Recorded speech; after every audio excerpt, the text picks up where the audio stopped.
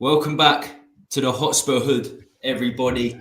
What the fuck did I just sit through with that intro? I updated the intro, but I've shortened it for some reason. It's shortened because you see what I put in there. I put Postecoglou in there. I don't know a few weeks back, but Kane is out. That countdown, I felt like I was sat in the OK Corral, and then I went to an AT Sci-Fi. Yeah, man, we don't mess about. Yeah, man, it's unique. This show's unique. We're all fucking over the place. That's how we like it. Oh, I swore. A bit like all over the fucking place. Do you know one of the reasons people put the countdown in is so you don't swear in the first 10 minutes? So, yeah. Well, we're driving off in bollocks. Fuck you, pricks. Pointless. We were streaming in better spirits, having just come off the penalty loss to Fulham. I didn't watch it. Dan didn't watch it. It was very difficult to watch. Gareth did watch it. But I was listening in the background. I was on Twitter. I was listening to it, watch-alongs, and it wasn't good, especially in the first half. I'll be very interested to see what people think in the comments. I'm seeing some high emotions in there already. But yeah, of course, we're going to be talking about the Fulham game. The transfer window. End of the transfer window. We've got 3 days left. 3 days left. We've got plenty more to chat about tonight. Before we do, make sure you like, subscribe, hit the bell, super chats, the normal jazz. Dan, Gareth hasn't been on a while, but very much a regular on the channel. First of all, Gareth, you still, what are you doing with Mark? You doing any podcasting these days? Mate, I'll be honest, I haven't spoken to him for a little while. He disappeared when he got that bird, and I haven't really heard from him since. That was a year ago, man. That was a year ago. I got a little comment on Twitter a little while ago, but to be fair, mate, me and Mark, we're in and out, and it's fine. He's doing his thing, mate, and he's happy. To be fair, though, with all the what's the best debate around certain issues, he finds it best now just to step back and go with the flow, watch, rather than have to listen to certain people's opinions and have to try and I'll tell you what, I see him last night or the other night. Last night, I think he was on Chrissy's show. I was going to be on there, so it would have been nice to chat to him. I ain't seen him for a while, but he still pops on to Chris's because me, him, and Chris all started together. So we still go on to Chris's every now and again. Yeah, he didn't like what I had to say about Dele Alli on Twitter, so Mark don't really talk to me. It is what it is. It is what it is. Right. So first things first. Starting lineup. A lot of people had problems with this. I thought it's going to be interesting. This is one of the talking point coming into the game. What changes we would make from, coming off 2 wins, 2 clean sheets in the Premier League, unbeaten in the Premier League. It was 9 changes. 9 changes in the end. This isn't correct. We didn't play 3 at the back. We played 4 at the back. For some reason, all the lineup sheets pre-game put us in a 3-5-2. That's not the case. We didn't go back to Conte, so it was Richarlison up top. Yeah, they did the same for Fulham as well, though, didn't they? So they had Traore as a defensive midfielder. Yeah, exactly. Yeah, I see that as well. Yeah, I see that as well. But obviously, Gareth, you can vouch for the fact that it was Richarlison up top, Perisic left. Yeah, well, to be fair, mate, you might as well have just had a fucking Casper up there, up until the point he scored his goal. Yeah, it was bad. Regardless of the formation, we were nowhere, apparently, in the first half. We were piss poor. It was chalk and cheese, like I said to you when we were backstage. Absolutely chalk and cheese. There was no connection. There was no fluidity. What we've seen from Ange Ball since he started, with what we've done in the Premier League, to what was there tonight, I think the changes made a huge difference. And I've seen a lot of people on there going, this is on the manager. And to a degree, yes, it is. But also at the same time, we've still got a big squad, and you've got to make certain promises to certain players. You're going to be McCup guys, So he's stuck to his word. And in my opinion, it's the boys who have let him down. You look at that starting lineup, with exception to Sanchez and Højbjerg, right? In my opinion, Foster is a good shot stopper. Shit for penalties. The way, mate. Literally, he goes down like a falling tree, right? It's ridiculous. WTP said the same thing. The Titanic sank quicker than the time. He is not a penalty taker. Yeah, right. He's not a penalty. He's a shot stopper, right? Skip, we know he's decent. Lo Celso has shown his ability in pre-season. Skip decent, really? I listen. I rate Skip to a degree. All right, I'm not saying he's a finished article, but I do think he's all right. He's Royal. You look at that starting lineup, with the exception to Sanchez and Højbjerg, In fact, no, with the exception of Sanchez, for me on a personal level, everyone on there should be capable of doing Fulham. All I kept hearing was Sanchez Except losing the ball. Richarlison. Well, I was listening on TalkSport 2. Sanchez lost the ball. Sanchez lost the ball. Yeah. Fulham have nicked the ball. Sanchez lost the ball. Don't get me wrong, he had a couple of moments where his athleticism paid off, but on the whole, no. I'm take the 9 million from Rennes and ship him out. I'll drive him there tomorrow for his medical. I thought he was done. He should have been done after he came on. He was booed off by the Spurs fans. I disagree with booing your own fans, but at that point, you boo a centre back coming on, and he gets subbed off because you booed him so badly. I'm thinking there's no future for him at the club. There's absolutely no future for him. There shouldn't be a future for him. Yeah, but he ain't got the head for it either. I mean, one thing you got to give Royale, yeah, I think the fella's crap, yeah, but he took some serious stick, that fella, and he basically still come on the pitch and said bollocks to the lot here, and he half got his act together, exactly. Where Sanchez, he just went in the corner and started weeping. He ain't got the heart and the head for it. So overall, Gareth, the main changes. Overall, if I could replan my night, then I would rather sit and play with shit. But I mean, did you agree with? I mean, what would you have made any changes from Bournemouth, or you would have gone with the exact same team? The thing is, it's a tough one because you look at players like Basuma, Son. You don't want those guys getting injured. We haven't got the players to replace them and for them to be out long term. So, and like I've already said, promises will have been made to players like the Celso, to Perisic and whatever to play the cup games. But you don't want to risk. You don't want to risk what's happening with you don't want to risk Maddison. You don't want to risk Basuma. You don't want to risk Son. So it kind of makes sense. But like I've already said, you look at that team, and on paper, with exception to the aforementioned Sanchez, I don't see there's any reason why we shouldn't have we shouldn't have done Fulham. It was just so disjointed. There was no cohesion. It looked like you literally. It's like turning up. When all your mates turn up at to go play football against each other. On a Saturday or a Sunday when you used to be kids, and you'd have that one kid who thought he was a dog's knob and he'd try and run with the ball and get fucked over. That was Richarlison. And everybody else is, I've never played with him before. Oh, what's your name, mate? Oh, yeah, I'm over here. Oh, what's your name? I'm over here. Just there was nothing about it. It literally like you just thrown 11 lads together who didn't know fuck all about anyone. It was ridiculous. And then wasn't a strong Fulham team. Was not a strong Fulham team either. They had Munoz making his debut up front. Do you know what? Despite the fact it wasn't a strong Fulham team, they played as a team. They pressed high. They had more energy. And they makes it all the more depressing for us, though. The fact that you can have poorer players. You can have players that ain't as good, but if they link up as a team, they link up as a team. That's what I said about us last year. Last year, I still think we would have been better. I ain't saying good, if he'd have played us in the right formations and got the right players playing the right way. I'm not saying we'd have been finished above. We would have been better, basically, because Conte style, it weren't what the players played. So you're right what you're saying. You can put a poorer team on there, but get them all playing their right position, get them all playing the right formation, and it works better.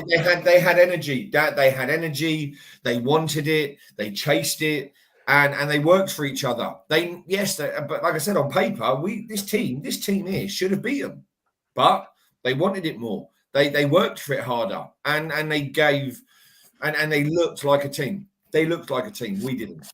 It's the first time I was hearing. It's the first time in 7 years we've lost to Fulham at the Craven Cottage. We haven't even drawn against them. We've won all the previous 7 games. So it's Well, technically, it's not a loss because it was a penalty shootout. But I mean, to be fair, we haven't even drawn a game. We've won the last 7 games. So it'll be the first game we haven't won. Let's say. In the last 7 games. It wasn't a great Fulham team. You look at that Fulham squad, it was not a good Fulham team. In fact, they've had a shit window. They haven't replaced Mitrovic. They sold Mitrovic for £50 million. They bought the Wolves guy with the skull. Raul Jimenez. Raul Jimenez, that's it. I was going to say. And he wasn't even playing tonight. They had Munoz. So he came on. Scored a good penalty. Oh, that Munoz. Was he the one that smashed it in the top left or something? No, that wasn't him. But no, to be fair, they took the penalties. But to be fair, though, Fraser Foster was... absolutely shocking on pens. He made some good saves during the game. You know, he's a big lump.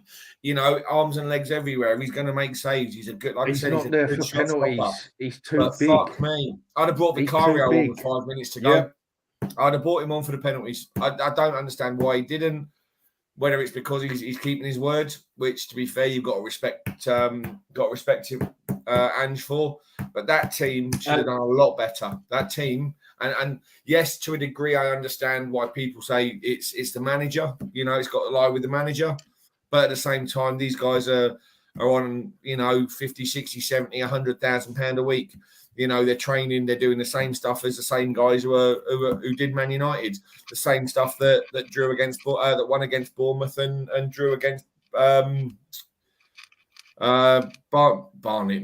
fucking the Bees. Who did we play first game? Brentford. You know, they're all doing the same stuff. I don't get why it was so disjointed. I don't get why it was a pathetic excuse for a performance.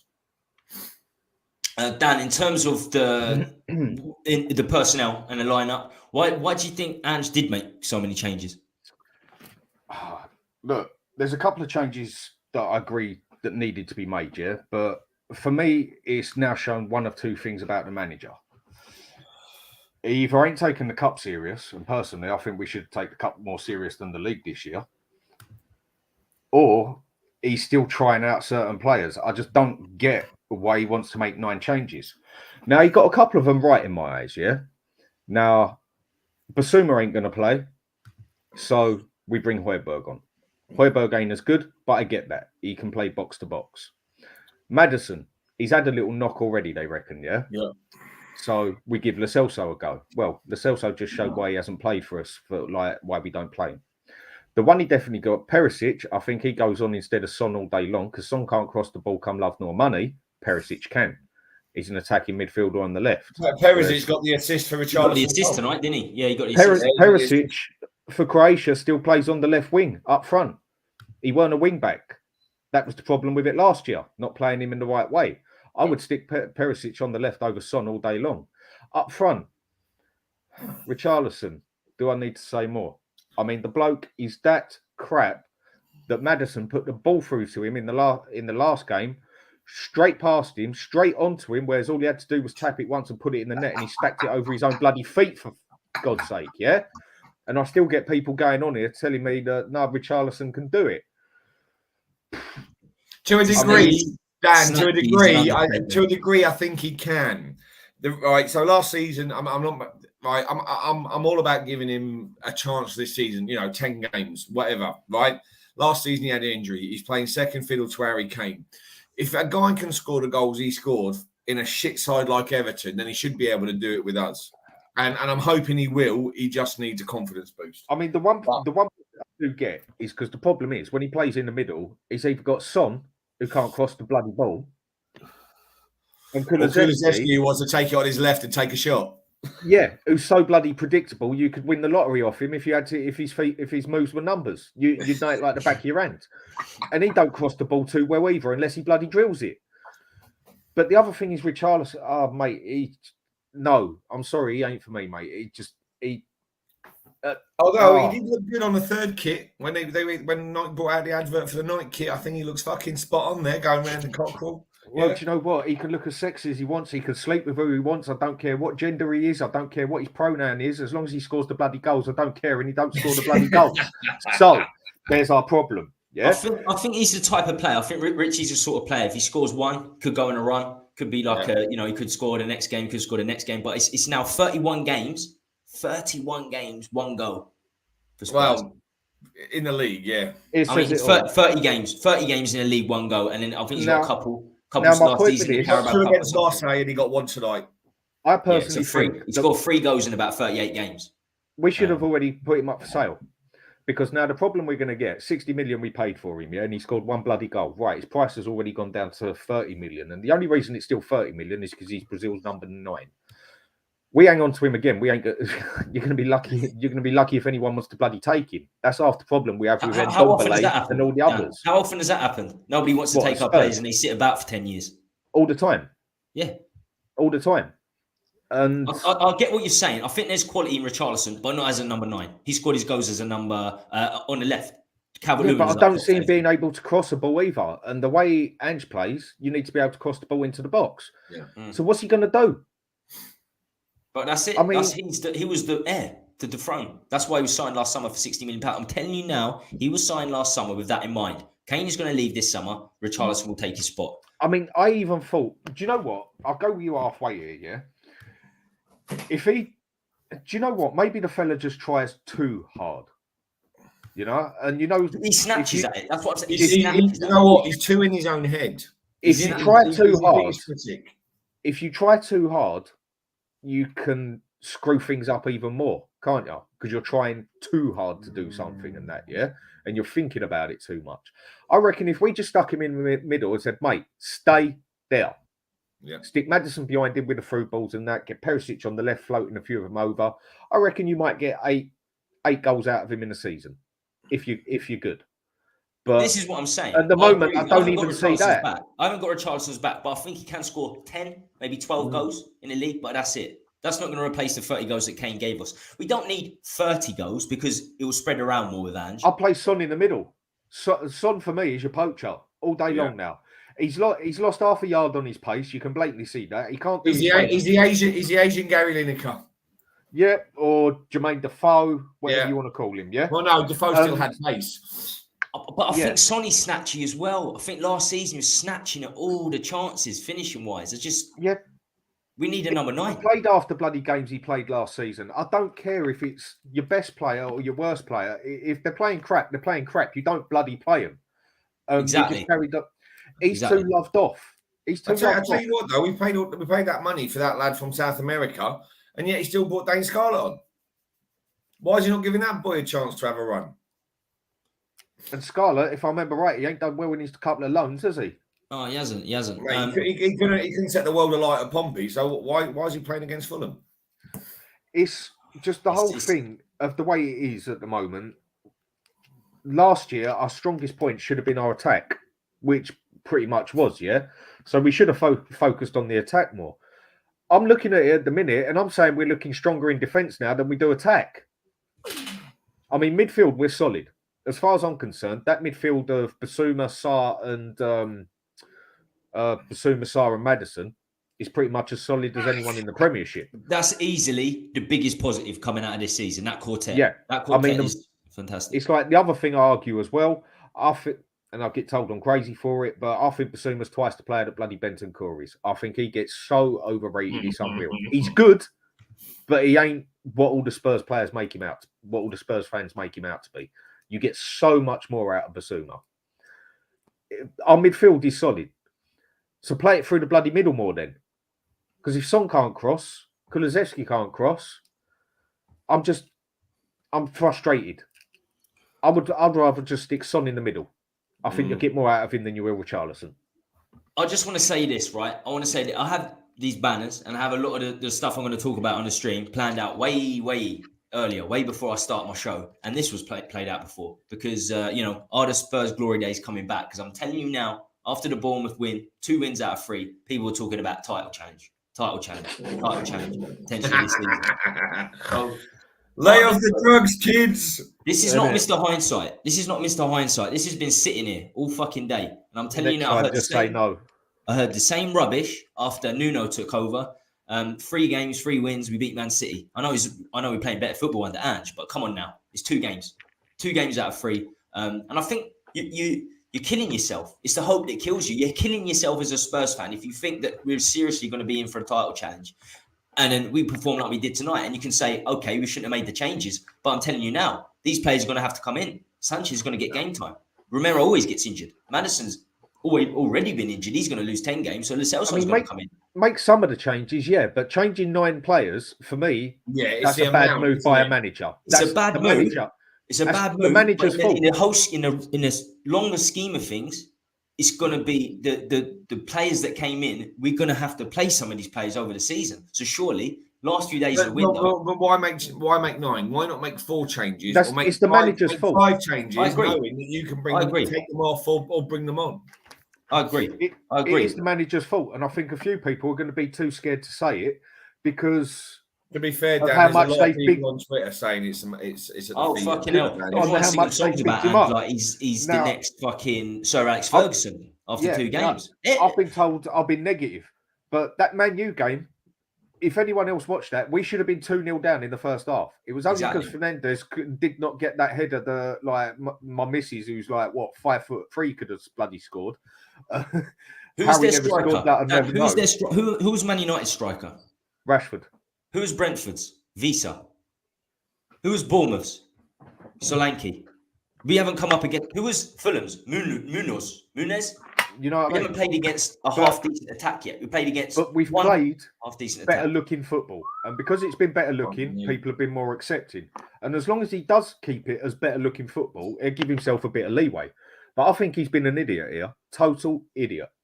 The way I see he should have done it is forget about the league this year.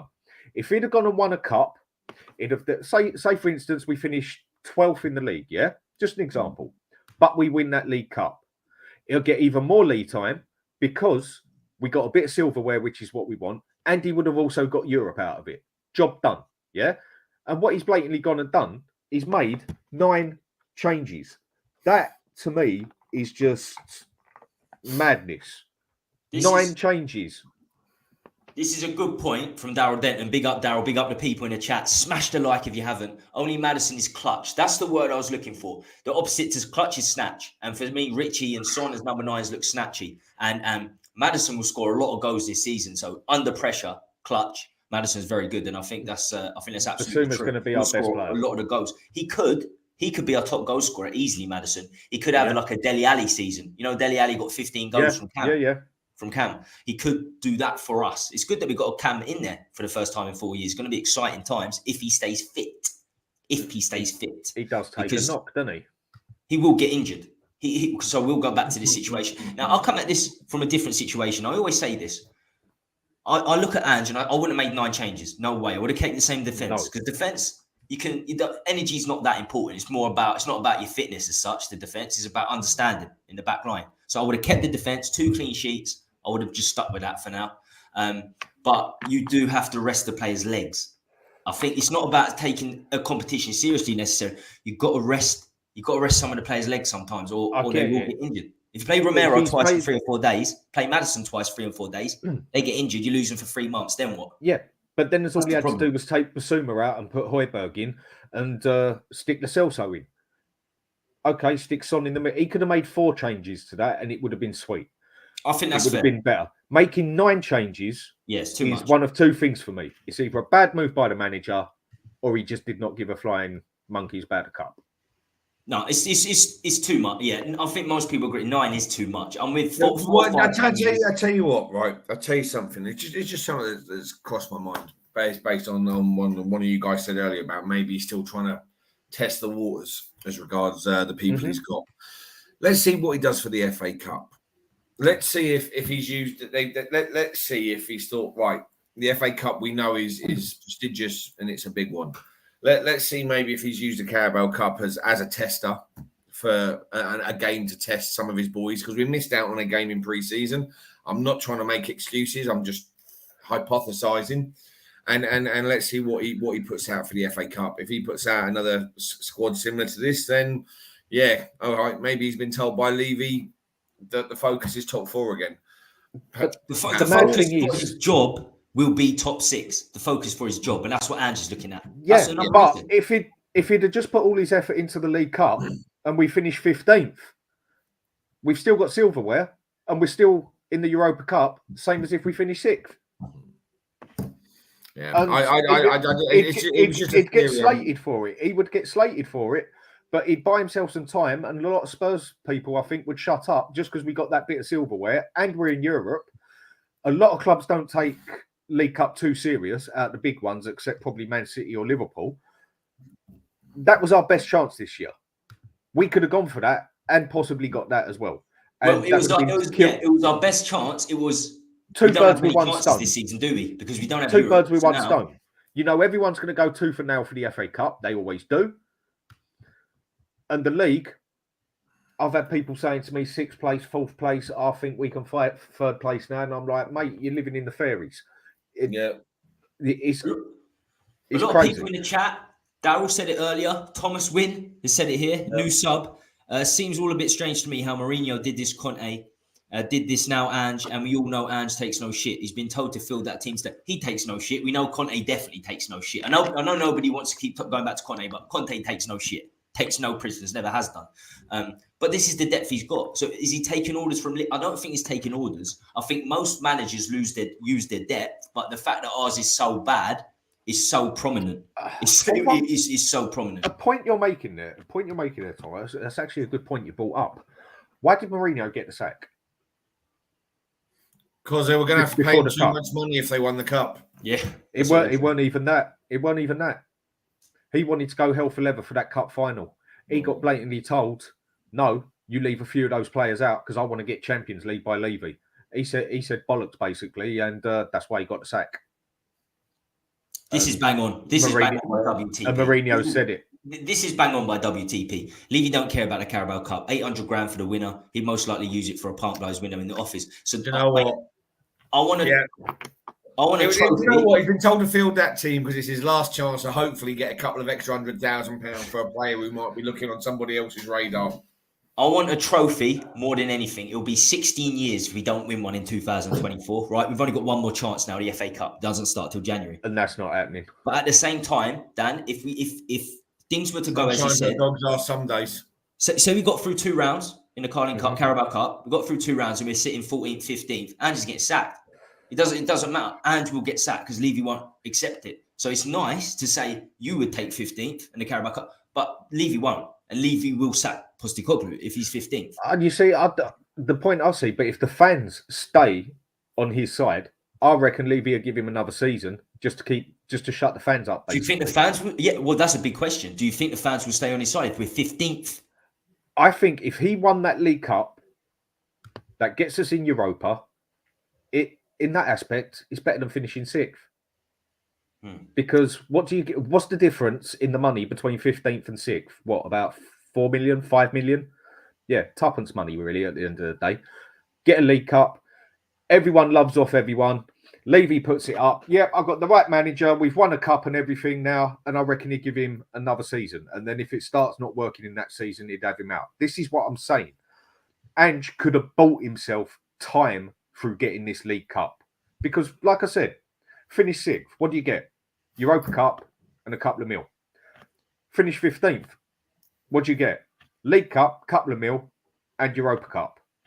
I think you're better off doing that. Not that I want to see us finish 15th, but I think you get more out of it doing that. And I think you'd have more Spurs fans happy with that than finishing 6th on its own.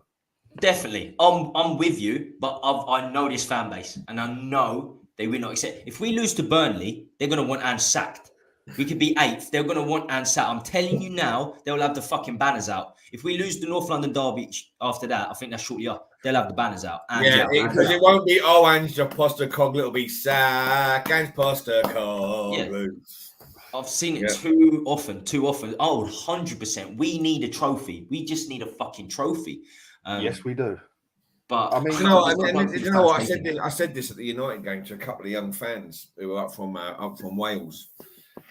I said, I'm obviously a lot older than you guys. I was like, how old are you? They were like 19, 20. I'm like, yeah, I'm twice your fucking age. Thanks. I feel really old now. But by the by, says we grew up. I said I grew up at a different time of Spurs. I grew up when we were 3-point lane, mid-table dross, hoping for a good cup run. You guys getting an FA Cup. Yeah, right. You guys probably grew up and became Spurs fans because of Pochettino, and they went, yeah. Fucking hell. So all you've known is good football from Tottenham, and then the shit under Conte and Mourinho. I said, I remember us getting battered at fucking, Ipswich, Sheffield United, fucking whatever. Yeah. Back in the good old days when footballers were footballers, and didn't roll around like a bunch of fucking tarts. And it depends what you want, because to a degree you can't have both. You sit there and go, you guys all moan, you want beautiful football. You want to see, free flowing, high scoring, goals from outside the box and, Rabonas and fucking whatever else. I says, but then at the same time, you're going to, but you're going to moan when you get that football, but you haven't won a trophy, or you finish just outside of Europe, you're going to sit there and go, well, that was fucking shit, sack the manager. I said, well, I'm going to sit there and I'll go, as long as we played really well, and I've said this to you, on previous shows, Tommy, as long as Tottenham go out there and leave it on the field, right, and they've given their heart and soul for that shirt, and they've played some really nice football at the same time, I'm going to be happier losing a game 3-2 than watching the dross, you know. But that's what I meant. Do you want to watch dross and potentially win a cup, or do you, because it's Tottenham, let's be realistic, or do you want to watch really good football and potentially win a cup? Either way, it's potentially winning a cup. Because I get what you're saying, but I think a lot of people would wind their neck in if a cup came in and accept it. Yeah. Like, okay, we did it. I don't care how we did it, but we bloody did it. And you know what? And this is the really weird thing. I look at the people who we've won our trophies with over the last couple of trophies. One was George Graham, and one was Juande Ramos. Right? George Graham was past his peak as a manager. Juande Ramos, no one knew who the fuck he was really in the grand scheme of things. You know, are we going to have a similar? Will we have that same luck in a cup? Obviously now only the FA Cup with Ange. You know, I kind of wonder, could it just be one of those things where actually when we've got somebody who's a big name or whatever else, it just ain't going to happen. And you know, we have somebody who's a little less known, who's a little less considered as a top manager, and all of a sudden, actually something clicks and we get it. I think the other thing that does people's heads in as a Spurs supporter, as a football club, we are run like a team that should finish 15th. As a business, we have the most income in football. 7th richest club, as Thomas Wins just said. No, not at all. More than that, mate. Higher. 3rd biggest income in sport. Not football, sport. And we still can't sort things out. Now, a lot of people have said to me, argue with me, but we got to get rid of players, this, that, and that. Right, I get it. But look what Chelsea did, yeah? They just bought their players and palmed the others off. But ours ain't good enough because no one wants them. Right. Whether we like it or not, we've got the bloody money to do it. We're going to have to do an Arsenal. And that is right. And Ndombele, we can't get rid of you. Tell you what, mate, I'll stick 6 mil in your back pocket. Go do one. Chances are he disappears. You can do the same with Sanchez. You can do the same with Dyer. Should definitely do the same with 100%. We could do that with about 4 players. And all right, it's going to cost us a good 20-odd million to do it. Fine. But they're out the way. Now, we've got the space. Or the other way we do it is we say, okay, we'll keep you here, but you ain't even getting registered on here. So you're just going to sit there and get paid. If that's what you want to do, that's fine by you. But then once your contract's over, no one's going to go near you. I think they'd take the option of take the million and a couple of mil in the back pocket and do one. Yeah, exactly. We can go out and once you tell them that they're not in the 25, they'll change their mentality quickly, won't they? They'll take in the club. I would have thought most would. The one who probably wouldn't is Ndombele because he's such a lazy, fat. He's a cunt. Here you go, I'll say it. Lazy, fat cunt. I can tell why the algorithms are not going up tonight. We've had about 300 swear words already, but it's all right. It's all right. We'll keep going. We'll keep going. You basically took the word out of my mouth that I was trying not to use. We've had about 4 minutes. This is why I come on this show to drop the C-bomb every now and again. I said the first fuck, so that's on me. After that, it's gone downhill. You started it, mate. It's my fault. You started it. I just it's a shock. It's a shocking. What can you say? We've got to get rid of these players, and no one's looking at buying them. So we're going to have to do what Arsenal did and pay them off and get rid of them. So when it sinks in, so we got the space to get the other players in. We have done it. We have done it with Aurier. We've done it with Dele. We took nothing. We ripped it up with Doherty. We have done it, but we've got to continue to do it. Dyer makes perfect sense. He's got 12 months left on his contract. He's not even one of the highest earners. So if you give him a compensation package, it won't cost a lot of money to tear up his contract. And as Dan, you said perfectly, if you say he's not going to be part of the 25, right? So you can even write in the reserves, and he'll soon take a club after that. Even if it's a top championship club, he'll go, okay, I'll go there. At least I'll get game time. And Spurs will pay me off a little bit. It's fine. We don't want these players in the squad. They've been there 10 years. Dyer's been there 10 years too long. Ben Davies probably 10 years too long. Time and time again, we have to push them away. 3rd biggest income in sport. I'll say it again, mate. One more time. Down the line, income in bloody sport. And and a lot of people give it excuses like, oh, but we got to pay the stadium, this and that. Yeah. After we paid our debts and that, we still had the third biggest income in sport. There is only one team on this planet under FFP rules that could even come close to us with the money they can spend, and that is Liverpool. Real Madrid can't spend the money that we are allowed to spend, nor can any other club. Man City can't do it. Man U can't do it, all legally. Chelsea have done it through the loophole, basically, with their 8-year contracts and that, and spreading the buyers over that. We've got the money to go out and do it. We've got the money to palm off the crap. We're going to have to take a dent in it one way or another, because it just ain't going to go easy and people ain't going to pay money for him. I mean, what was it? Sanchez, we've been offered 8 million for him, and Levy's turned around and said, we want 15. Like, mate, what is the matter with you? Get your act together. It's not happening. So we're just going to have to palm them off and then spend some money on a decent striker and a decent defender at least, and then carry on in January. But we won't do it. You know, we've been talking about this a lot, but we haven't got a week left of the window. We haven't got a month, 3 weeks to it. We've got 3 days now. It closed on Friday. So if this is going to happen, we've got to get a move on. And I've seen a few sources say it, a lot of sources say it. When a lot of sources say the same thing, especially when it comes to money, it's usually true. £400 million up in financial fair play, Spurs. We can spend £400 million without a problem.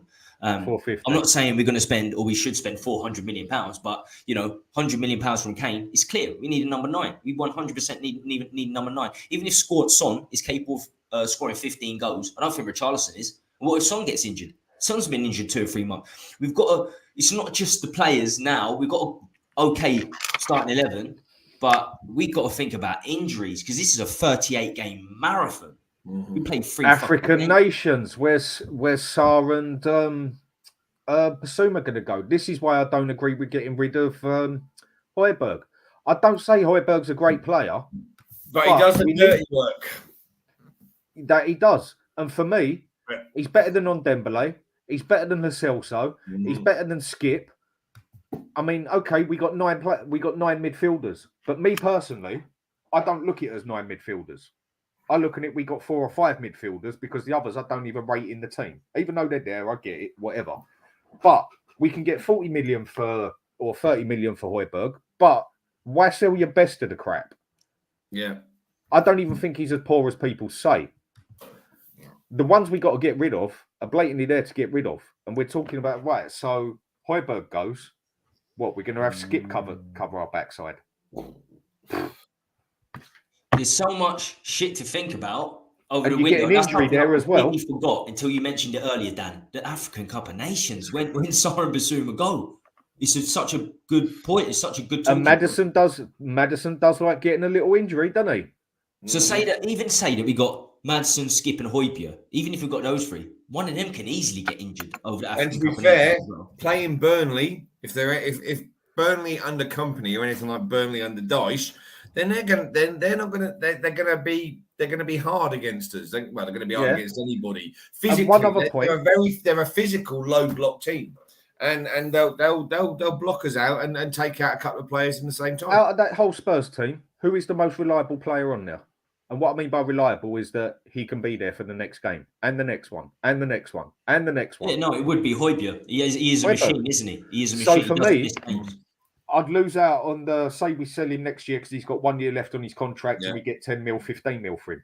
I'd take that hit to get rid of the others. Yeah. Because he can back it up.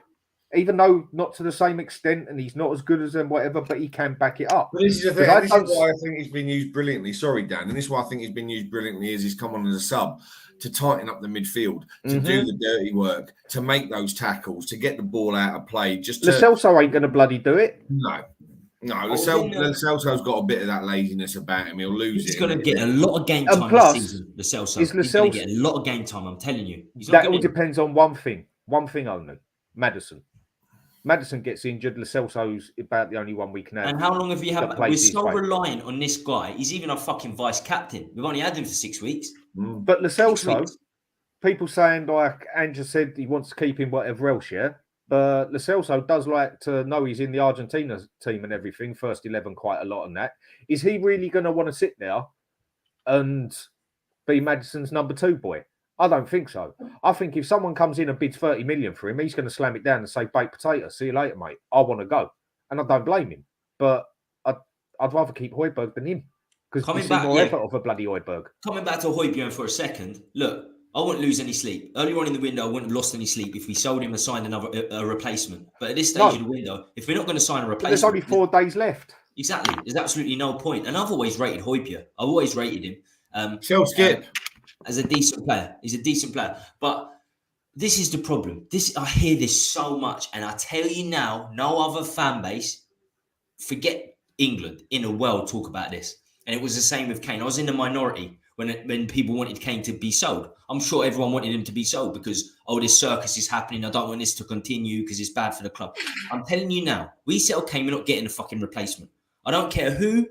I don't care who you are. Kane in any system will score goals. He will score goals. So everyone's banging on saying, let's sell Kane. We'll get some centre mids. We'll get some centre backs. I say, I'm telling you now, we are not going to get any fucking replacement. So we might as well keep Kane and let his contract run out. But the problem is people are like, but we'll lose £100 million. Why? It doesn't matter if we lose 100. We're not going to fucking spend it anyway. And this is the same problem with Højbjerg. People say, if Atletico Madrid are going to bid £35 million, we can say it's probably worth more than £35 million. Let's take the money. Take the money for what? We're not going to spend it. We're just going to be a centre mid down. I get you totally, but I don't agree on the Harry Kane thing. We've done the right thing on letting him go because 100 million is a bit different to 40. Now, the other thing is with Kane, if we spend it, we're not spending it. So it's the same. I agree with that. I totally get you on that one. Yeah. But I personally think Spurs can play better as a team without Kane. Because the problem I always saw with Kane, spectacular player. Yeah. Probably the most complete striker on the planet. He's more complete than Mbappe, any of the others. Okay, Mbappe, goal scorer, whatever. But if you put as a complete player, what he can do, he is the most complete striker in the world at this moment. But as soon as anyone used to get the ball, the manager's rules and everyone used to be, right, where's Kane? Get the ball to Kane. Get the ball to Kane. You know what? How many times I say this?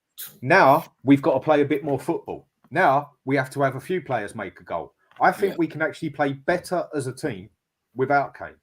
But I used to say this. How many times I say, Tommy, Kane, I said Kane should have gone a couple of years ago, personally. Oh, for his own sake, he should have gone. But it's not that I wanted him to go.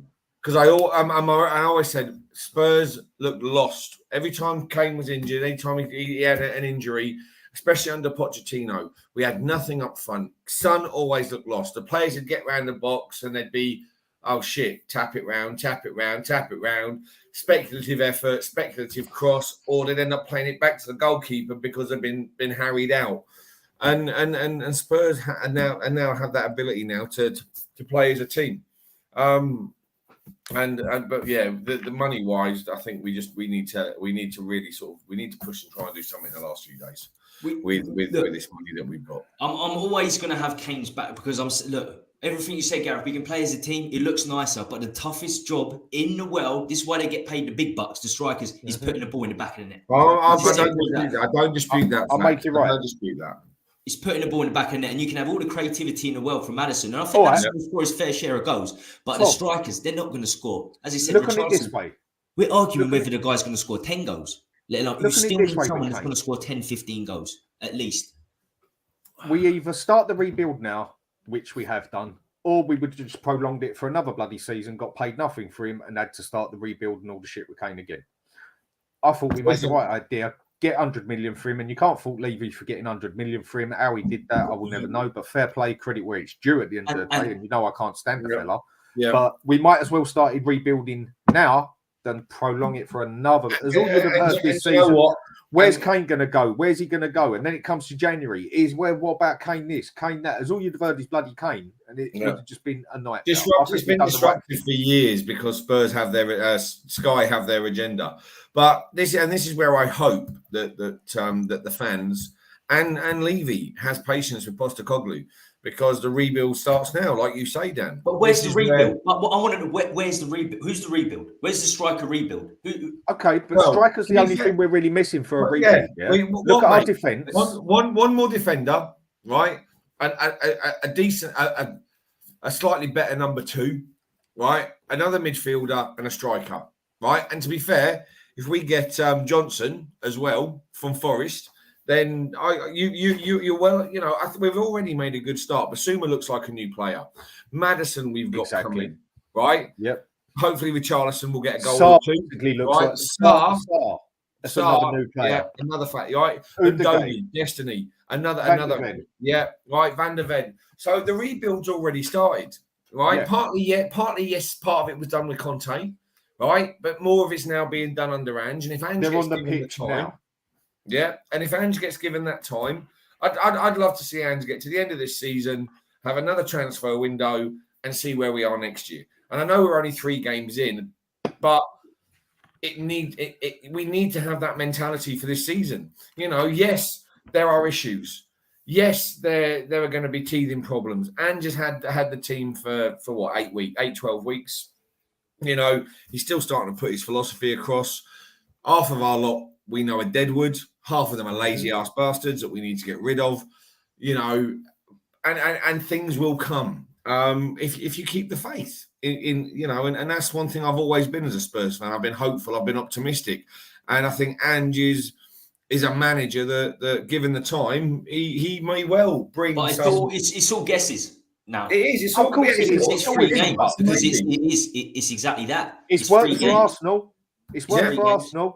Arsenal had a bunch of young boys, and now Arsenal at that point where they've spent that much money, they've got their crap together and everything. Now, if you don't win something this season, he's gone. And this is that's what we've got to do. But we need patience as a fan base. We need patience as a board. We don't have that. We've already seen. That's always the issue. The big managers haven't worked. Conte didn't work. Mourinho hasn't worked. Right? Mason's not good enough to be a Premier League manager. Right? Ryan Mason, not good enough to be a Premier League manager. He's had keep him as a coach. Yeah, keep him as a coach. And I hope to God next season he goes and manages a championship side or a Division 1 side. He should never have stayed. He does. He needs to go. One more, a season under Ange is going to do him no harm at all. Right? Exactly, I agree with that. But we need to keep a little bit of perspective and support. Yes, it's frustrating. Yes, Levy has pushed us to a point where we're exacerbated. And the problem we've got is we take it out on the team, we take it out on the manager, and we take it out on each other for having an opinion. And do you know what? If Spurs fans this season can just sit back, enjoy some nice football, and give the man time, then there is a possibility and the hope that something. That's what I basically said at the start. Yeah, he plays decent football. He buys himself time. Yep. As long as we're losing games 4-3 and not losing on 1-0 or 2-1 on the last minute, people will be a little bit happier. Yeah, and also as well, we go and finish 12th and get a League Cup with it and get into Europe. But this is the point. Levy won. Levy will for that one season. Levy will not take Levy out once tonight, right at the game. Right, Levy out chant was sung once. For the rest of that game, it was Mickey van der Ven, it was Maddison songs, it was Postecoglou songs. And also, as long as that also maintains keeping the spotlight off him in that respects as well, then he'll do it for another year. And if it don't work the following year, then he'll get rid of him. Yeah. But I just think he should have gone for this League Cup, mate, because I think he's just bit himself in the arse. I think that's what you do as a manager. You've got to manage expectations. Do I change the team for this game? Do I focus on this cup? And he got it wrong, big time. Who expects Spurs for top 4? Really? Come on, be real. Who? But at the same time, we're contradicting ourselves, Dan, because we're saying Ange's had a good start. He's done 4 games in. He's made a massive fucking error, hasn't he? Made a huge error. He has. It's a huge error. So we're putting all our money on Ange. We're saying it's 4 games in. He's already made a huge error. He's done okay for Celtic. I'm not dissing Ange. Do you know what? I love the quartet in centre midfield. I love that we've gone 4 out the back. I love it. I think it's fantastic. Sarr, Basuma and Maddison. And I think it will be good under Ange. But if you've got nobody to score the goals, then you're going to lose. You're not going to win games. You're not going to win as many games as you want. Okay? We played against Visser, Brentford striker, Solanke, Bournemouth. We look okay. But as soon as the bigger boys come, if we start losing games, the owner loses patience. The fans lose patience. I'm with you. We should give the manager more patience. But I've seen his fan base. For 33 years, I've seen his fan base. They will not. We're two losses away now from people wanting Ange out. I don't want him out, but that's I think out is going a bit deep, yeah. I think 2 games Ange out is a bit deep, yeah. If we start doing this and this goes on for 10 games, I'll make you totally right. But I think he's got a little bit more time than that. And if he'd at least won this round of the League Cup and got into the next one, he would have had a little bit more time on him. Do you think he's been backed, Gareth? Do you think he's been backed in the transfer window, Ange? To a degree, yes, I do. He has, to an extent. To a degree, yeah. We're like we've just said, there's a couple of elements that are missing. Kane should have gone earlier in the window to get a striker in, but irrelevant of that, there's a couple we finally got he wanted VDV. He's specific. We finally got a Jan Vertonghen replacement. We've made bits. We're starting to put pieces into the jigsaw.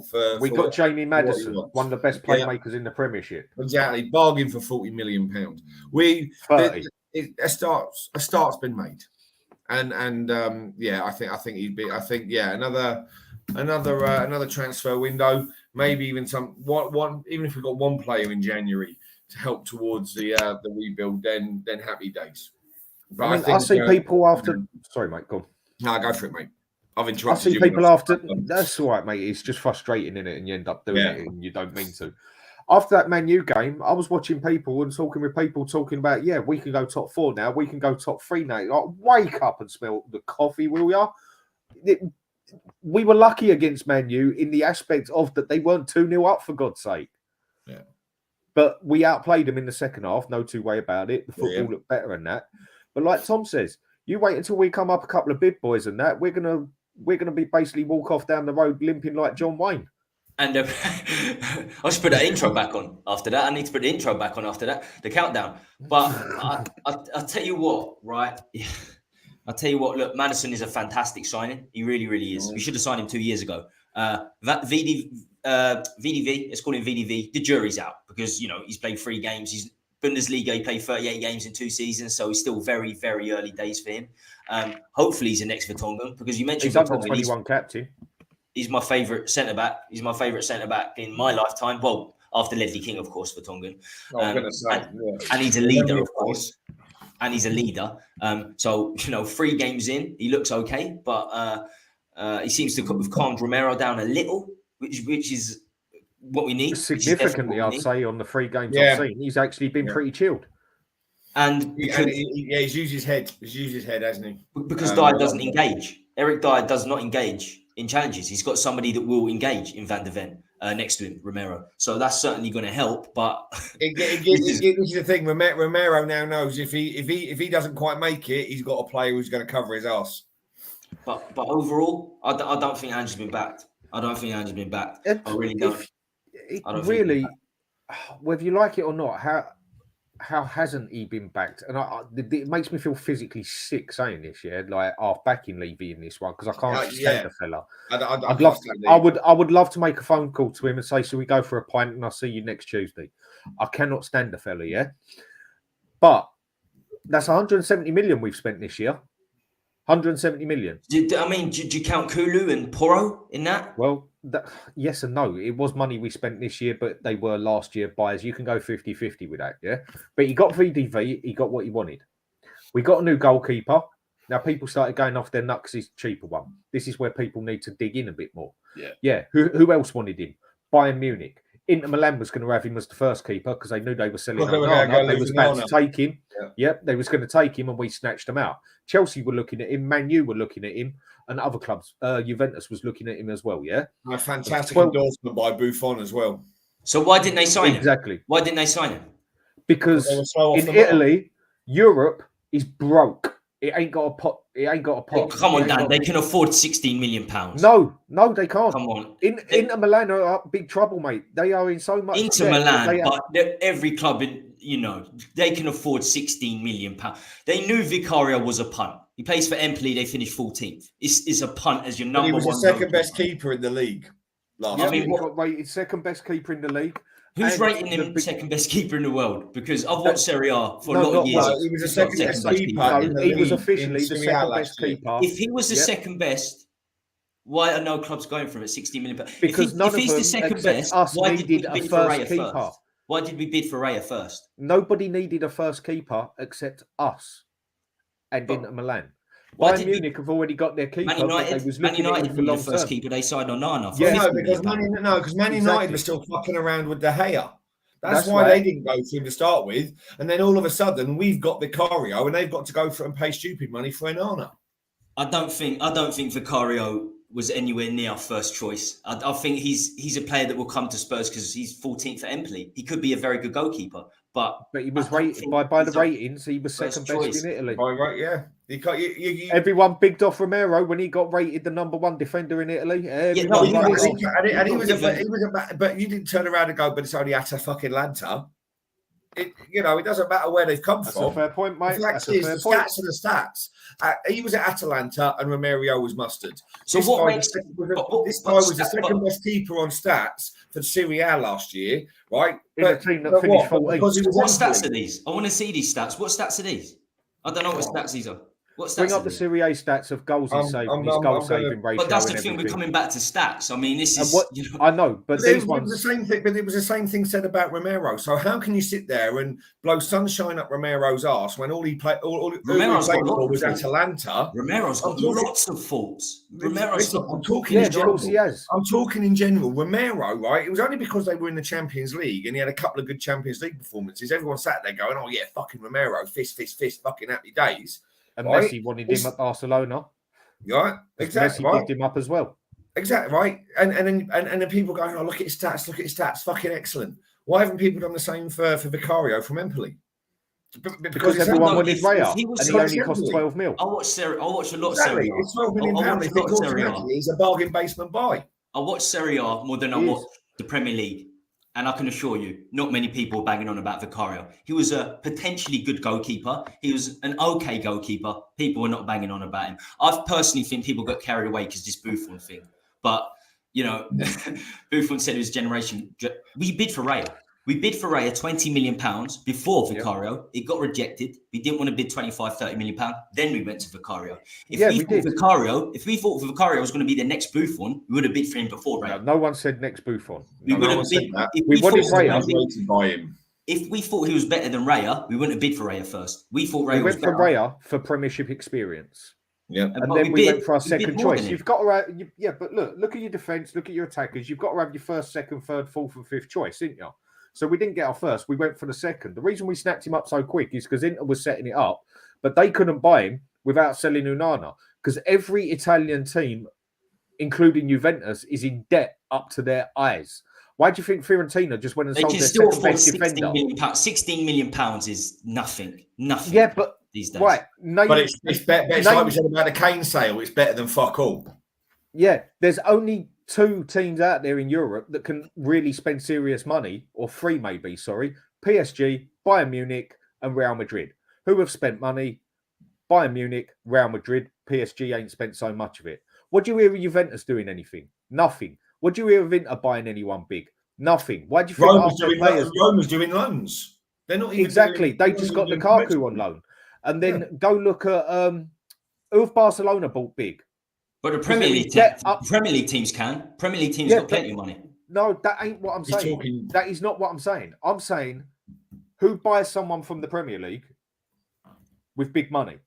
There's only 2 teams out in Europe, 3 teams, sorry, that can actually spend big money. The Premier League still got scouts. The Premier League still got scouts who would have signed Vicario. Arsenal could have signed Vicario. Man United could have signed Vicario.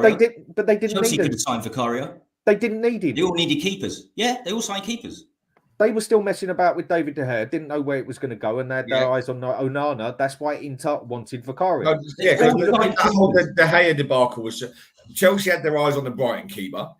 I'm sorry, guys, but I don't see this. No one's saying he's world class. Are you pulling host rank, are you? Nah, fuck it. No, not at all. Not at all.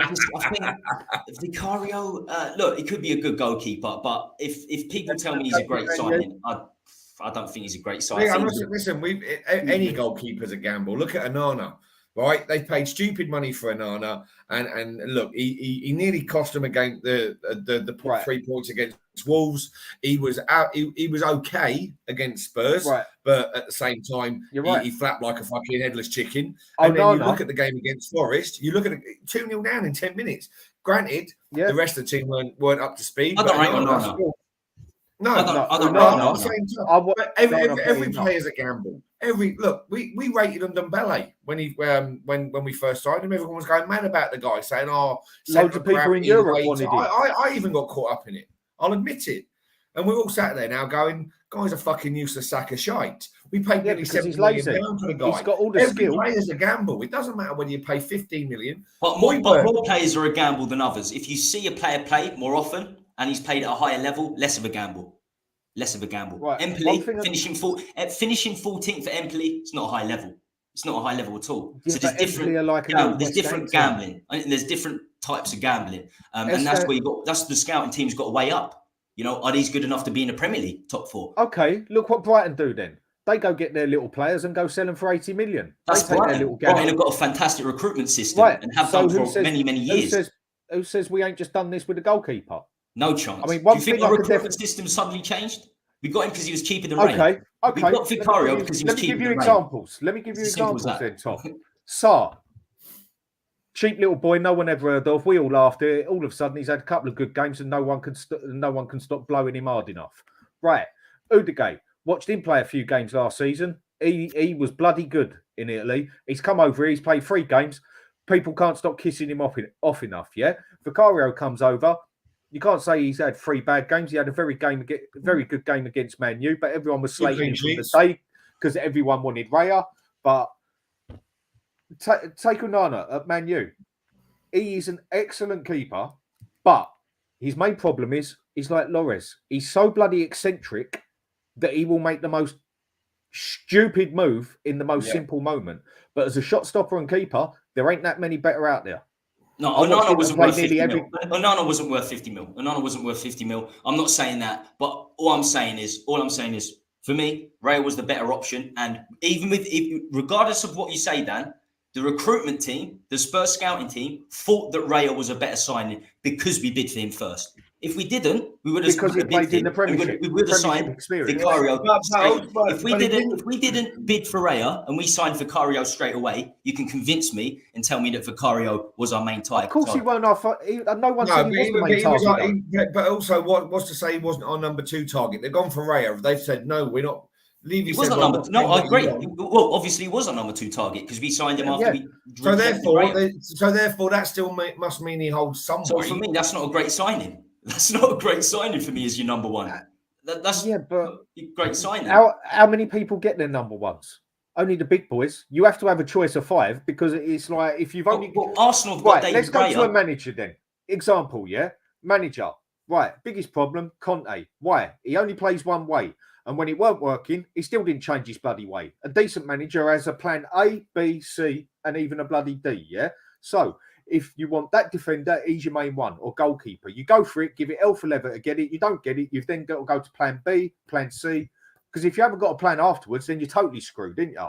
Mate, listen, let me put it another way. You go out on a Friday night, when back in the days when you were single, you had your top target, hot little blonde with a cracking pair of jugs, right? Gets at 2 o'clock in the morning, you end up going home with a fat friend, choice number 4, but you still have a banging night. And if we keep shouting, I'm going to be single in a minute if we keep shouting. You know what? But he's right what he was saying. The amount of times I've done that, you'd have your eyes on the knife further than that. You set your target. Right, sometimes you post the fit bird, and it goes down. You've got that fit bird. Doesn't mean your night's going to be any less enjoyable. Say, big up Elias, super chat. Big up my brother. How you doing? Oh yeah, let's change the subject quick. Big up, mate. No, what Elias you've got to have a plan B. You have to have a plan B and C. Otherwise, you're totally. And that's what he was. He was our plan B. And so we got our plan B. And I'd rather have a plan B than a plan C because at least plan B is going to put on the bed more than plan D will. This is our plan B because this is the level of player we can go for now in terms of finish 14th of Empoli. Okay. Rated okay in the Serie A. He's a huge risk. And I'm not saying you shouldn't gamble on players, but this is number 1 in the Premier League. We are the wealthiest club in the world. It's the top 3 wealthiest clubs in the world. For me, and David Raya did go. David Raya has been signed for Arsenal as backup to Ramsdale. Yeah. So we didn't get our number 1 target. That'll soon change. And he's back up to Ramsdale. So but look at the other way as well. I don't look on a goalkeeper as much as a gamble as any other player on the pitch. Because a goalkeeper can be world class and still be in a relegated team. Why? because his defence is that crap and so is everything else, yeah? I don't think a goalkeeper is as much of a gamble as everybody else. I think that can be said for everyone, though. Maddison's the same. Maddison got relegated. I think it can be said for any position. It can be said for a lot of things. Everything's a gamble. But I'm saying I think a goalkeeper is the least gamble because he's got the simple job to do and save the bloody shots. And when he's got a better defenders in front of him, he obviously won't get so many shots at him and let in so many goals. I don't think the goalkeeper was the biggest gamble. If you want to talk about a gamble, if you want to talk about a gamble, essential, especially in our system. Yes, but if you want to talk about a big gamble, then VDV, what? 1 season he has played. 1 season. He's played a few games as captain for under 21s. 1 season he has played for, and we just bought him for 44 million. Now tell me that ain't more of a gamble than getting a goalkeeper for 12.5 million who's got a bit of experience playing for a lower team. Another gamble, absolutely. I'm not ranking the gambles. VDV's another gamble, big gamble. I don't think the transfer window has been a good transfer window. I think we've gone for gambles. I think everyone's a gamble outside of Maddison. It's as simple as that. That's why I don't think it's been a good window. Van der Ven is a gamble. Oh, it definitely ain't been great, not at all. I don't think it's been. I mean, outside VDV and Vicario, let's say they're great signings. Who else? Solomon on a free. I mean, Solomon on a free, you can't go wrong. It's a free, right? Udogie, what? Mark my words. We signed him the season before. He was signed the season before. He don't come out of this year's money, does he? Yeah. No. Last season we signed him with last season's money. It was Kulusevski and Porro. Look how terrible. Everyone's now bigging up Porro as a right back because he had a good game against Man U. That's the only game I've ever seen him actually defend half decent, and he nearly cost us a couple. He was signed in January. He was signing. I'm talking about this season. Yeah, we paid for this transfer window. I'm talking about this season's transfer window. Yeah, we paid for him this year. We paid for him this season because we got him on loan. Same as Kulusevski, we got him on loan. But Porro was already done. It was mandatory. But let's say Porro was already done, right? Mm-hmm. Maddison, VDV, and Vicario. Is that a great transfer window? Is that a good enough transfer window to back Ange? Would you say he's been backed? No, but it could be worse. Because the buyers, I think, have been that because VDV is going to work out a very good defender. We can already see that. Well, it's Maddison, a gamble. We just said it's a gamble, so we don't know. Right, then Maddison's a gamble because he does like an injury and that, and he just got relegated with Leicester. So Maddison was a gamble as well. He really isn't a gamble for me. Madison's no for me, he's not either. But I'm just making a point of what you're saying that any player is a gamble. I mean, here we go. Perfect example. Andrei Shevchenko, one of the greatest strikers in Europe at the time, totally smashed it in Champions League, smashed it in Serie A, goes to Chelsea. Where'd he go? Nowhere. Crespo, another one, smashed it in Italy, smashed it for Argentina and everywhere else. Goes to Chelsea, he evaporates. Anybody's a gamble then. So this is a different point, Dan. This is just judging players in general. I'm just saying that anyone's a gamble. Yeah, I mean, some players do well, some players do badly, some players don't, but it doesn't make a difference to the transfer. I'm just making a point of this transfer window. I'm not impressed. I'm not impressed at all. We'll see. The proof's in the pudding. It's still, 4 games? 4 games into the season? No, we're 3 Premier League games in. Exactly. There's still time to see where it all flips. We've got 3 days. We've got 3 days until the end of the window. For me, if we don't sign a centre-back and if we don't sign a striker... I've just seen Ansu Fati potentially on loan. It's not even a player we need. We need a striker. Yeah. We need a centre-back. Yeah, that's what we desperately need. We need a striker and we need a centre-back. And for me, if we don't get a striker or a centre-back, it's 5 out of 10. If we didn't have Maddison, it's a 1 out of 10. Maddison's an 8 out of 10 player for me. He's a great signing. Outside of that, it's just... Cool. Maddison could be signing the season for 30 mil, which is basically what we pay because we give them winks for 10 mil. Absolutely, he could be. Still a century. But then look at Basuma last season. That was still a century. The only reason he had a couple of injuries and Basuma did not play the way Conte wanted him to play. You look at when he was at Brighton, he run that show at Brighton enough times. Yeah. He won the show against Man City. He done it against United. He done it against... I mean, with us, he totally walked us under the table and controlled that. He made him mad. Having Basuma, that is why I rate Basuma so much higher than Bentancur. He's basically like having a brand new player now because he's allowed to play his weight. So, it could be worse. It could be worse, but that doesn't tell me it's been a good winner, and I'm just not convinced. I'm not saying it is a good win, though. I'm not convinced. I still reckon we're going to get someone in before the end of the season. This is the question. This is what I was going to put forward. I think Gareth mentioned it. Because we're linked with one guy in particular, and I put him on my thumbnail. So we've definitely got to discuss it because this rumour's not going away. This is Brennan Johnson. Close. Apparently, he's very, very close. £50 million. He's not an out-and-out striker. And hopefully Sanchez going the other way. Oh, I heard that as well. That would be magnificent. If you can move him on and then we get centre-back in, I'll be delighted. Brennan Johnson? I'd rather stick with Son. Do you know enough about him, Dan? Yeah, your name? I only know half about him. I would rather keep Son in the middle, muscle it up till January, and then put my full money. To be fair, though, he's to provide. I'm kind of Ivan Toney's who I'd go for in January. So he's a right-sided forward, right? So he's looking at. He's more of a winger anyway, Johnson. Yeah, but it's for Kulu. Like Solomon. He's a right winger. Yeah, he's right. Yeah. So Solomon and Son and Kulusevski and Johnson if we get him. So we don't even need him. But no, and this is kind of where I'm sat on the fence a little bit. Porro can go on the right and do it better. Get out of my head, arsehole. I was just about to say that. When you've got Porro who can play, who I think is better going forward than he is defensively, then he's a challenge. He's just like Trent, to rotate with Kulu. But then, like I already mentioned earlier on in the show, you look at how against Brentford, Kulu drifted into the centre attacking midfield option, and Maddison covered him on the right. Do we really need him? No. No, maybe not. But I can understand why we're going for him.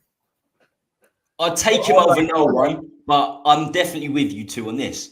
He's a right wing. I think he's played up top a lot for Wales, and he has played a few times for Nottingham Forest. And I understand the valuation of £50 million, the fact that he's 22, he's British. But I'll take him if we didn't sign anyone else. The fact he's Welsh, we should get him for half that, surely. If we didn't, because the way he walks. If we never signed it, if we signed nobody else, if we sign nobody else, I'd take Brennan Johnson. But I'll but now you're just But Tom, the way you've just said that, mate, it now looks like you're snatching.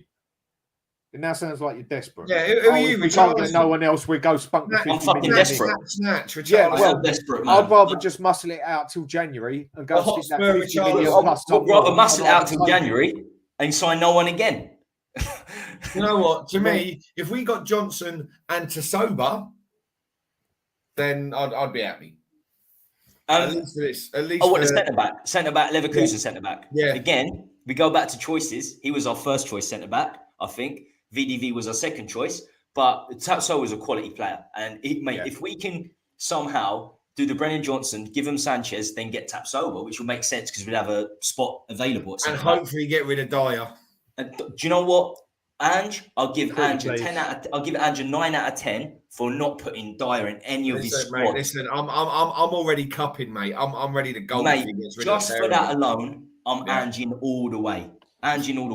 But another mistake he made that I think he made was Son as captain.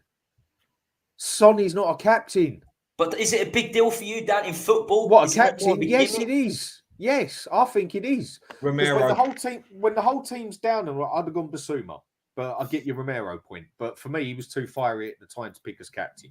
Maybe at the end of this season, if he keeps I get that part. I'll take that. Perfect captain. I've always looked on a captain as someone like a Roy Keane, someone like a Patrick Vieira, someone like an Alessandro Nesta. And then say what you just said about Romero being too fiery.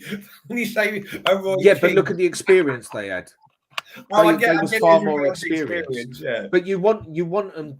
He's still too young in that aspect. I think what I think it is to have a pair of balls on him, not a captain to sit there and get subbed in his first game because he weren't playing good enough, and nearly get subbed in his next bloody game, and just walk off the pitch like that. I want a captain that's going to scream and shout.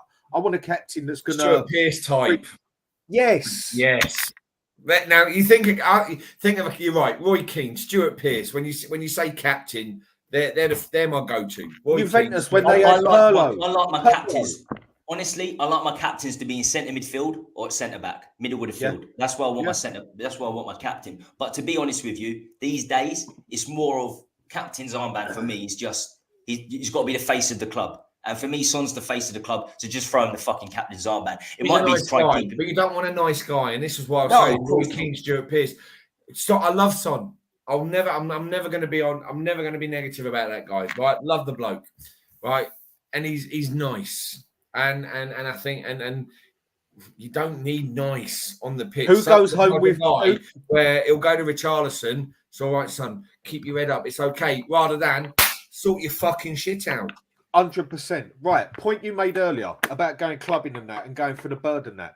Who walks home with a bird? The nice bloke or the bloke with the attitude? Usually, the bloke who's got the attitude and a bit of balls to him. Yeah. Even if he looks like Quasimodo. Even if he looks like Quasimodo. To get the good one. Even if he looks like Quasimodo, if you've got a bit about you, you get the girl. You know what I'm saying? If you keep confident.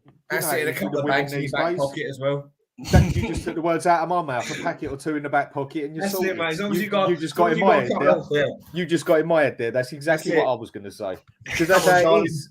I'll give you the night of your life. Crack on the crack. Let's go. I said before we started today's stream, I said before to each one of you, you two are going to get on. I said, I've even got a steel pipe in my back pocket. I'm on my way, son. Just send me your location. Right.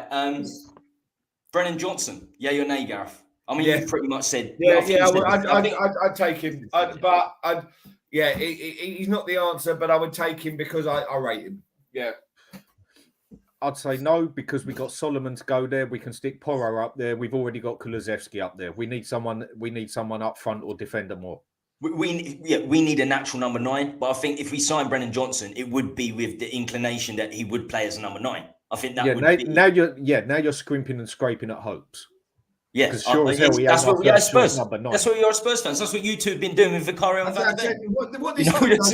Sorry, there we go. What he tries to do for controversy and to get his ratings up, the shit he comes out with sometimes, Dan. I don't know why we bother. Devil's advocate. That's all it is. Nothing wrong with devil's advocate. Nothing wrong at all. With him. It doesn't matter what I've been saying to be controversial and to get the fucking views up. We've swore so much, it's not happening. We're not getting over 20 views tonight. No chance. Oh, well, we'll live. I just don't see the point in it. We've already got him. We've already got players that can do that job there. Solomon can play either side. Perisic can play on the left. Son should go in the middle, but he can play left and right if need. We're covered in those positions. Right, just to come back to something you said earlier, Dan. Right, and playing devil's advocate, give Tommy a bit of a fucking 5 minutes off. Right, well, you said earlier about a foot race, and you were going on about Kulusevski looking like a fucking lump. Yeah, Johnson is rapid. He's good with the ball at his feet. He can cross and he can score goals. So, based on what you were saying about Kulu earlier, is it not a good idea to bring him in? I think we've already got Solomon. And I think he could do the job just as good. But Solomon favours the left. So if you're going to... It's like, how many times have we watched Tottenham over the years, right? So I'll go back to what I said earlier. Kane under Pochettino, Son under Pochettino. The minute Kane was out, Son looked lost. The players that we've got, is Ange looking to keep players in their preferred positions. So rather than switching like Solomon, so Son and Solomon... Right, they're going to give each other competition. Kulusevski, theoretically, based on positioning, hasn't got direct competition for his spot. And you're saying he's a bit of a ginger lump, right? Who doesn't look as quick as he should be. So I don't think he runs with the ball as quick as Basuma, like I had people trying. And that's what I'm saying. Whereas Johnson, he does run. He's got speed. He has control with the ball, and he's quick with it, and he's able to cross. And like I say, he's able to score goals. So therefore, Porro. Yes, but position-wise, he is known as a right wing back, and that's what I'm saying about position-wise, right? I know Porro has the ability, and we said earlier, Porro is Porro's like a Trent. Porro is like a Trent. Yeah. He would be better off up the right. Simple as that. Oh, he's not, and this is what I'm saying. Based on position, I agree. And that's why you don't sign Brennan Johnson with the inclination that he's going to play in the right wing. It's just got too many people there. You've got far too many people there. Yeah, we are packed up there. Exactly. That's not what I'm saying. Nottingham Forest played him up front 4 or 5 games last season. He plays up front for Wales, number 9. If we signed him, he would be signed to come in as a number 9 at times. I think that would be why I would sign him. I think that's why I would sign him. I don't agree with it. But we've already got Orban. I'd rather take Orban, I think. He's down as a forward and a winger. I'd rather take Orban. But it's better than nothing up top. But because if Son is proven, Son can score goals. If Son gets injured, then what? Well, then we have to go back to Richarlison, don't we? And then exactly, we've got someone who can't. Whereas actually, if we got Solomon, Kulusevski, and Johnson up the middle. But then we've got a lump of a Richarlison on us or whatever. But that's what I'm saying. It's not great, Dan. It's not great, Dan. We all know. That is why I would wait until January, muscle out with what I've got up front, because others can score goals up there. Good job we have got Maddison. Kulusevski might knock in 5. Son should score a couple, whatever. And I don't know, we might get another one out of Richarlison. And then I say, bang all the money we got on Ivan Toney. Or we could have kept Kane, get 25 goals with Maddison behind him. But I'm not going to get into that. Let's move on. I would have just liked to see one season with Maddison and Kane together. I would have just liked to see one season. It would have been great. It would have been great. I think we might see that for England because I think Maddison's that good. I think he'll get in at Cam at England with Kane in front of him. So we might see it for England. Probably not. I think he's that good, Maddison. He's class. He's absolutely class. Right. Well, he's the best. He's the best English playmaker, I reckon. And why we don't play him for England, I will never know. But I do know because Southgate is another Conte, isn't he? He's defence out and out.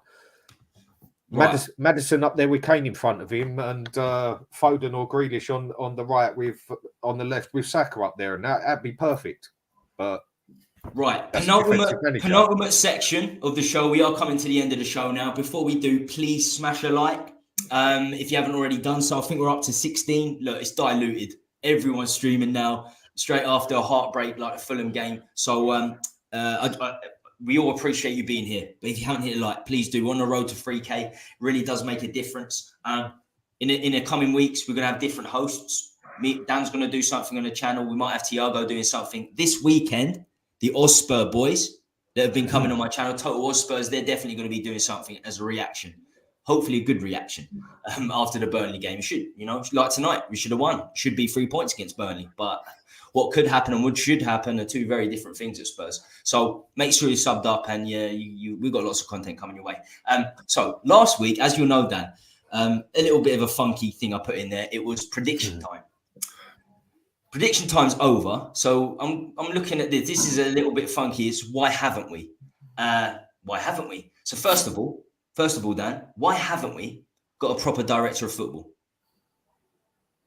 Or have we? Or do you think, or is Scott Munn the man?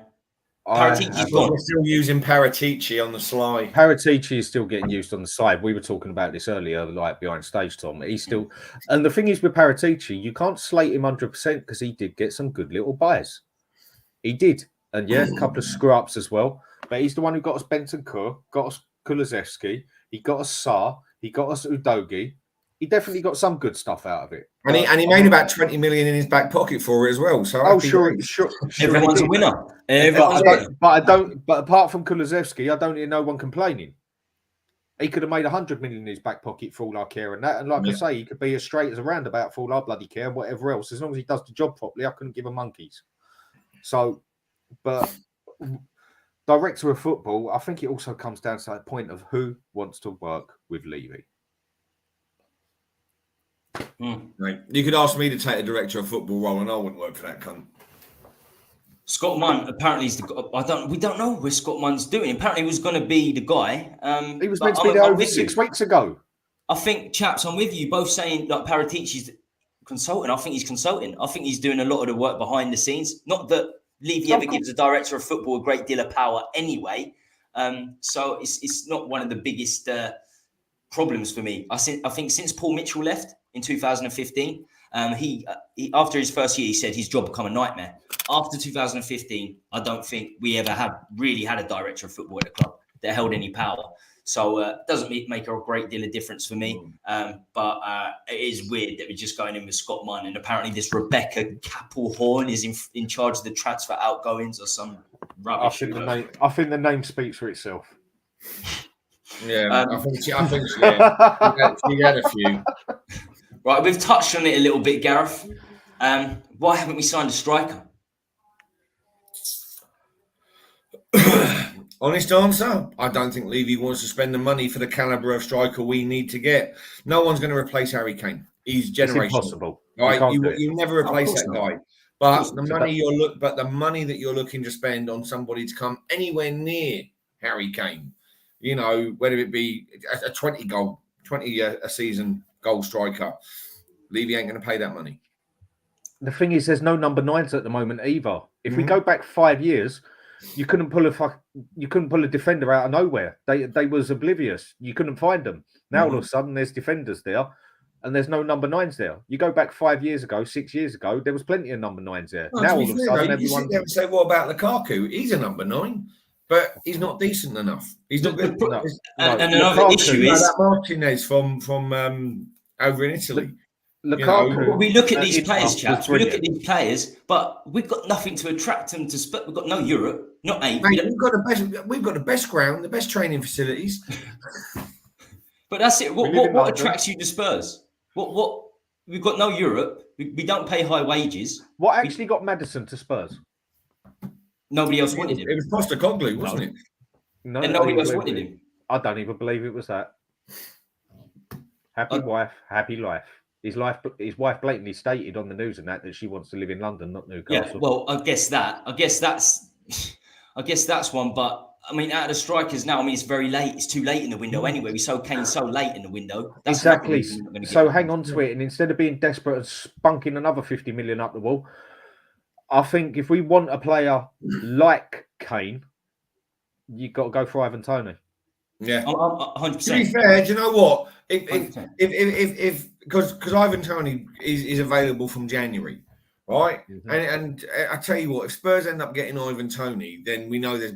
For me, I'll err on the side of positivity. Then Tottenham had a plan as regards a striker, and maybe they're saving that Kane money to spend 60 million, 70 million. 70 million. I reckon we get him. Yeah, I do too, and that's maybe why we haven't got one in yet. Maybe because the only other big one I see going for him is Arsenal. Tony's brilliant. Tony would be outstanding. Yeah, if we signed Tony, I wouldn't be unhappy at all. To be fair, he was third place goal scorer last season. He's English, and he scored those goals under Thomas Frank in a direct system. They punt it up front. They just punt it up, and he scored 20 goals. Yeah, do you know what? I wouldn't bet on it. But it's it'd be a good one. And we can get him because we can attract players from Brentford. Yeah, we can. A lot of people say that he wouldn't be able to play Ange style, and nor could Kane or whatever. And that, no, Kane would have just took a little bit of time to get used to it, of not coming back so much. Where he's had to be our number 10, where he's had to be our number 10 and number 9 all in one. He'd have just had to get like he has to do for England, for God's sake, because he ain't got a Maddison behind him setting him up. Yeah. I think Ivan Toney, and you know what, Ivan Toney with Maddison behind him, I think would be fantastic. There we go. And I think 70 million, we get him. We've definitely got some money off of Kane. There's still that 50 million has evaporated from the 150 million last year, whatever, and that. We got the third biggest income in sport. We got the money. It's there for the taking. You know what? I just see WTP there saying 70 million for a 28-year-old, but you're still going to get 5 years. No. Yeah, but this is the point, Gareth. Levy won. This is the Levy one. That's the problem, isn't it? Gareth, to me, to you, to Dan, to the people, it makes perfect sense. It makes perfect sense, doesn't it? Perfect sense. But Levy won't fucking do it. You know, I hope sometimes he does. Sometimes he does go crazy and spend large amounts, but usually they have to be 21, 22. But you know what? But this is what I said. He's not. I don't think he's going to have a knee-jerk reaction to spending 60, 70 million pounds on a striker. This is why I said potentially if we end up with Tony in January, then there's a plan. Or I'd like to think there's been a plan. Yeah. And that's you can see that they haven't been desperate and gone for it. Yeah. Like people are saying that Man U are desperate going for Højbjerg. Yeah. People are saying Man U are desperate going for Højbjerg. Yeah, that's knee-jerk. That's a knee-jerk reaction. Yeah. So what would you rather do? Your team just be absolutely desperate and spunks another 50 million up the wall, or basically and then miss out on Tony. And whereas we know Maddison, even Emerson Royal, Romero, you look, we haven't, apart from tonight with Richarlison scoring, our goals haven't come from a forward, our forwards, it's midfield and defence. We're finding goals, and if we can continue going the way we're going till January and then pull Ivan Toney through the door. We've got two people that can cover our strike. and Richarlison, if you even count him, but technically, yes, and Son. When Son done that season, what was it? Was it 2 years ago, 3 years ago when Harry Kane was 3 out? years ago. When he went to Golden Boot with Salah. It was just and what did he get told to do? Stay up there. And he stayed up there, had the little sprint that he had to make, used his left foot, right foot as good as anybody can. I think we've got the backup up there already. So don't be desperate. If we're going to spend that 50 million on Johnson, forget it and go spend 50 million on a bloody another defender. But do you know what that is? Do you know what that is, Dan? This Tony talk and get another centre back is talking sense. It's talking sense. And it's just something we don't do. We don't do year in, year out. Don't do. Transfer window in 46 transfer windows. 46 transfer windows on Hellenic, 1 Carabao Cup. It's perfect. You know, it describes it perfectly. I'm with back in the day when I started supporting Spurs. We were mid-table. We were 11th, 12th, 13th. But we progressed. We progressed. We had the Modric's. We had the Bows. Things changed. Poch era. We were in title challenges. This is the problem with Levy. We progressed under him, but we're regressing. We had the opportunity to win a title. We've had opportunities. We could have become big. Trophies. We fucked it. 500 days without signing. 500 days under Pochettino. So it's regression. It's not the fact that we didn't progress.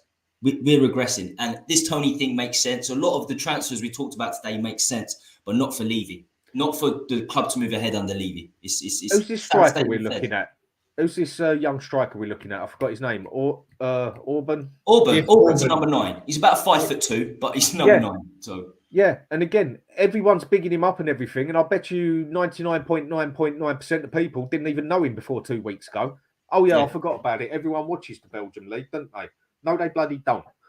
And no one had ever bloody heard of him. I mean, I'd never heard of him. I looked for him on bloody Football Manager, and I still couldn't bloody find him on there. So do we go and put the 40 million, 45 million up the wall for, like you say, and that is even more of a gamble than the bloody goalkeeper? And or do we just muscle up with what we got, save up another 20 million that we would have in January anyway, and just put the lot on Ivan Toney? To me, that's just the one that makes the sense. But thank God I ain't Dan Levy. Sense. Right, okay, Gareth, quickly. Why haven't we signed another centre back? Do we think it's enough? Do we think Van der Ven's enough? Is that one? I think, honestly, like we were talking about earlier, first choice, second choice, maybe the third and fourth choices aren't any better than what we've already got in Dyer and Sanchez, or at least Dyer. I think Longley was, I don't know what's happened there. It's gone. And don't get me wrong, I'm not saying Longley was the answer for a backup, but I'd rather have had him over Dyer and Sanchez. And I'd rather keep Davies over them 3. Yeah, and Davies is Mr. Dependable for me. I think on the whole, defensive wise, out of him. Yeah, he's a solid 6 per game, and I think he's a better option than maybe the third, fourth, fifth choice options that we were looking at for centre back. But again, that's speculation. It could be a plethora of fucking reasons.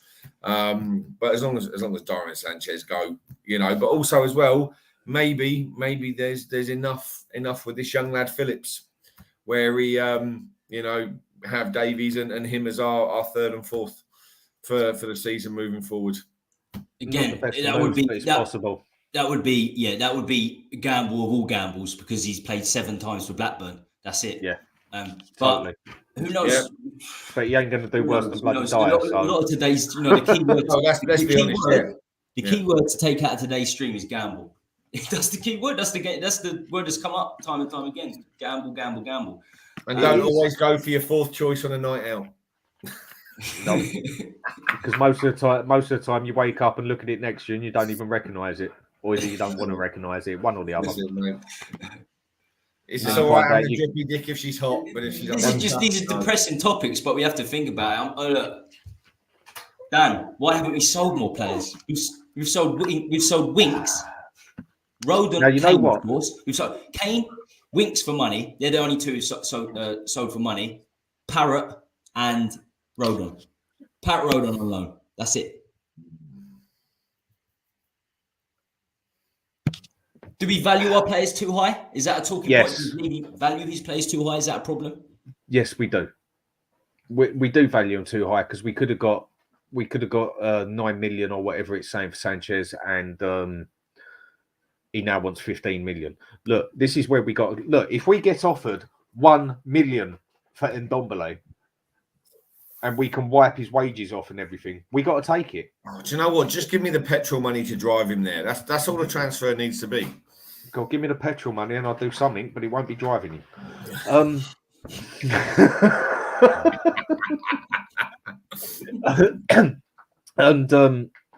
Yeah, I think he tries doing. The problem we got at Tottenham is everybody knows we got money now. So they're now doing to us what everyone's done to Man U over the years. Right, this player's for sale still doing with City now. Yeah, right. This player's for sale for 40 million. Oh, Man U want him 60 million, and that's what they're doing to us because they know we've got. And then money. You see Daniel Levy 80 million. Yeah, but then we go to sell players, and he's trying to do that to other clubs as well. When you can't even give the players away. And he's asking for another 5-6 million. I get the business side of it, but we are in no situation to preach on about better business for getting rid of Sanchez, Dyer, and Ndombele and players like that. Skip, I think he's got to go. There is players there. You can't say that to Tommy. There's players there that have got to go. Can't say that to Tommy, mate. I think there's something in Skip. I think there's something in Skip where you keep him as a squad player. Skip's face tattooed on his missus' back, so he gets to look at it. To be honest with you, we have to keep all our British players anyway. we have to keep all of our British players anyway now. We have to keep Ben Davis. We probably have to keep Tanganga. You need 8 for homegrown. We've sold Kane and Winks. Yeah, you do need homegrown. So we're in trouble in that regard. So when you see Tanganga, Davis, and Skip in the team, a lot of it will be down to homegrown purposes. But I can already answer this one for you. Get rid of Dyer, get rid of Skip, get rid of Ndombele, whatever, and that. And I think we've just sent our perfect option for that chance. It's taken a chance, but could be a fiery bit of cover in midfield, and that's Divine.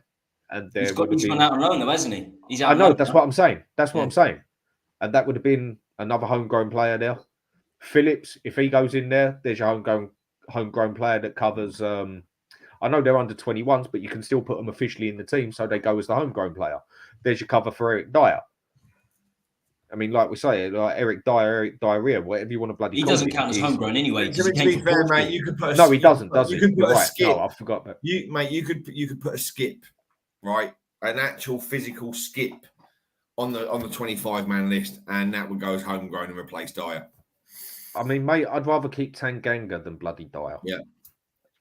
You know, all day long. Dyer's the first man. He has to go. And I told you, look, I've said it. I respect Ange just for that. A lot of managers would have given up because he's a great translator. He licks every manager's arse, Dyer. So not putting him in the starting lineup is one thing. Why do you think Dyer always looks so good? Isn't it? You know, always wiping his mouth, isn't it? Exactly that. That's it, mate. Yeah, I've never. That guy can gargle the national anthem, mate, with a fucking mouthful of kids. Dyer counts as homegrown. He counts as a mushroom. He has got a big head as well, hasn't he? Should be He great. ain't no fun guy. Should be fucking scoring 10 goals a season in the air with the size of his fucking the size of his nugget. No, people take the piss out of Harry Maguire being 5'8", but have you seen fucking Dyer? Jesus. Do you know what? You can land a plane on that bastard. I'd have Harry Maguire out of bloody Eric Dyer. You know what? I'll be honest. I was saying that to my son. My dad's like, my little boy's up, and he takes the piss because he knows my opinion, right? But he plays his FIFA games like, Dad, look, I've got Harry Maguire. He's the GOAT. I keep telling him to fuck off, right? Well, you know what? Tell you what. Jokes aside, I would take him as a backup. I would quite happily have taken him as a backup. Now, no, because he ain't got the pace. It'd have been perfect for Conte last year. Because one thing you can't fault Harry Maguire for, he plays bloody good for England. Mm. And he's outstanding in the air. And he's outstanding in the air. This is why I have him as a backup, because he's better than Dyer and Sanchez. But he ain't fast enough to go with his style of play. It'd just get left behind all the time or keep people on side. He just would not work in this style of play. We push up too high. This is why, if anything, Sanchez out of the ones is the one you keep because he's got the pace and can come back. Dyer ain't got the pace to come back. Tanganga ain't got the pace to do it. If we got Harry Maguire example, he can do it. Sanchez can actually get the pace back. But Sanchez is athletic. Yeah. Sanchez is ridiculously quick. Sanchez, especially when we signed him. He was the second quickest in the team. Yeah, behind Son when he signed him. But he's also ridiculous at football. So this is the problem. This is the problem with Van der Ven. Listen, on a straight run, the guy's great. The minute you put a ball near him, he's Bambi on ice. If we think Van der Ven's the finished article because of pace alone, no. You need the basics to defend him. He's got a long way to go. He say can't what we want about Maguire. Say what we want about Maguire, but he is dominant in the air. Who'd easily be our best centre back aerially. Easily, I wouldn't take him in a million years. But I mean, if you said Maguire or Dyer, I'm taking Maguire all day long. Yeah, of course. All day long. But for Conte's style of play, Maguire would have been brilliant. That's why I think perfect place for him to go now would be West Ham. And I reckon he's going there. He looks like he's going there, doesn't he? No matter how much people slate him, back on now, is it? No matter how much people slate him, he does good for England. He gets in that England squad and he does good every time.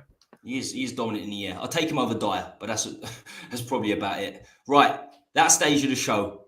Final segment of the show, as always, on N17 Effect. It is Muppet of the Week. Eric Dyer's back. It's like every other week Eric Dyer's on here. Every week Daniel Levy's on here, exclusive member. And we've got the Spanish FA. The Spanish FA. Because it's not been a great week for them, has it? That's for sure. As always, on Muppet of the Week, the guests, people in the chat, nominate your own. If you've got one of your own, nominate your own. But I'll go through the candidates and why. I'll put them up here. Eric Dyer, he knew the fan base thought he was shit at the end of last season. Many fans for the first time woke up to it for the first time in, 9-10 years he's been there.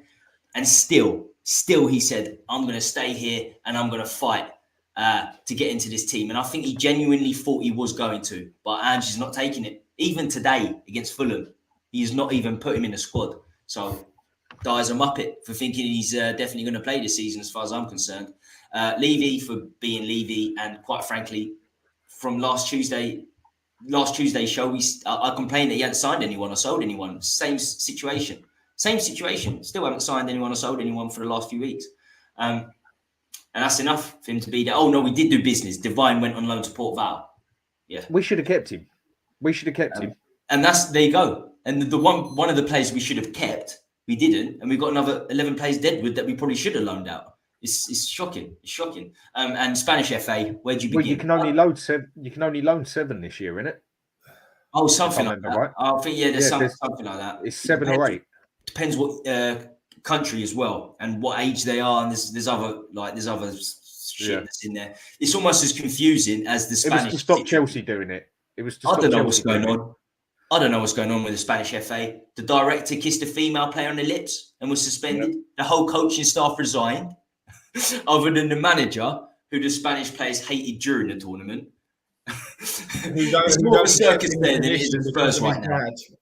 Yeah, but these days you go down the pub or the nightclub and you tell the bird she's good looking. Next thing you know, you get manhandled to the floor by the doorman, chuck through the door, police take you out, give you a good beating for bloody sexual harassment. Yet she's standing there in a bloody thong and bra. And that's how Dan met his girlfriend. It is now. And that's how Dan met his girlfriend. That's how you do it now. That's just now I know why you wear glasses, so they can't see you looking. No, it ain't for that, mate. I've got better glasses than for that. So, Muppet of the Week, Dan. Any of these? Going to nominate? Nope. People are going to call me crazy. Muppet of the Week for me is Ange. Why? Because he's got so much. He had everyone standing there, and all of a sudden the honeymoon's over, and he's lost half of it already. I think what he did was a stupid thing today to do.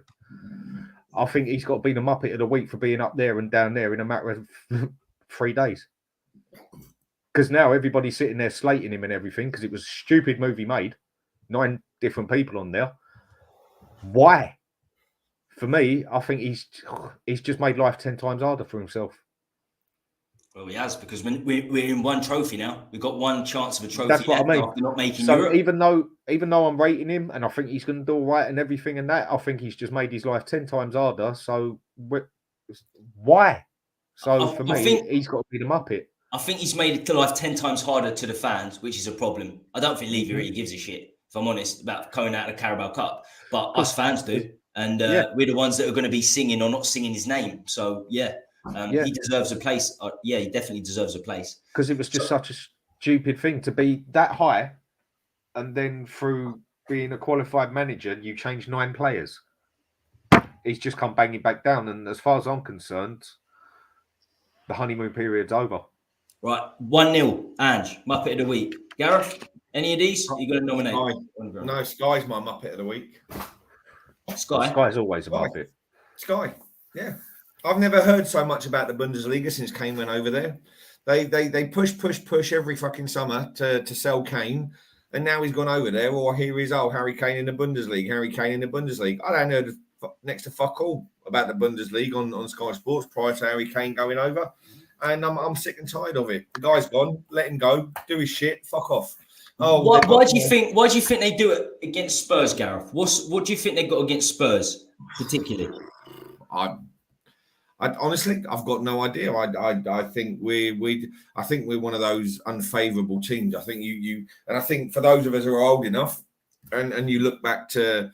We're one of those teams that have always had really nice players. We've had Rolls Royces of players, Hoddle, David Gascoigne, Ginolas, Van der Vaart, Ginola, Keane, Defoe, the type that we've never done sweet FA. We've always been the butt of the joke. You look at the players we've had. You look at the squad we had under Pochettino and did fuck all, right? And I with just the laughing stock, with the joke. So, we are the joke. With all that in mind, Gareth, can you blame Sky Sports?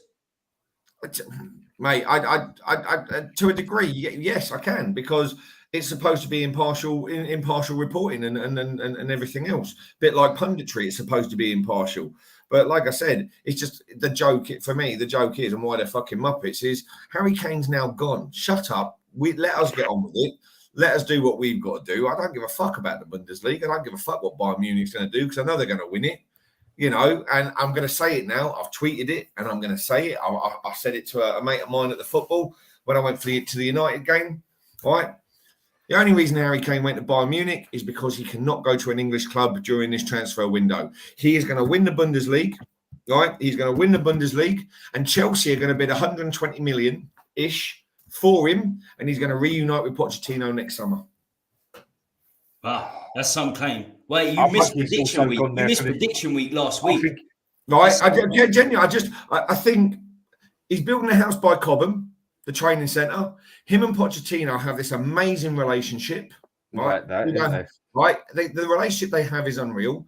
But Kane was not going to go to an English club. No way, no how was he going to be sold to an English club. Unless Man City or Man U offered the money for him. Right, and to be fair, I don't even think Levy would have. I think Levy would have rather him gone for nothing than for him to have gone to Man United or Man City. But I genuinely think he's gone to Bayern Munich, right, for the year.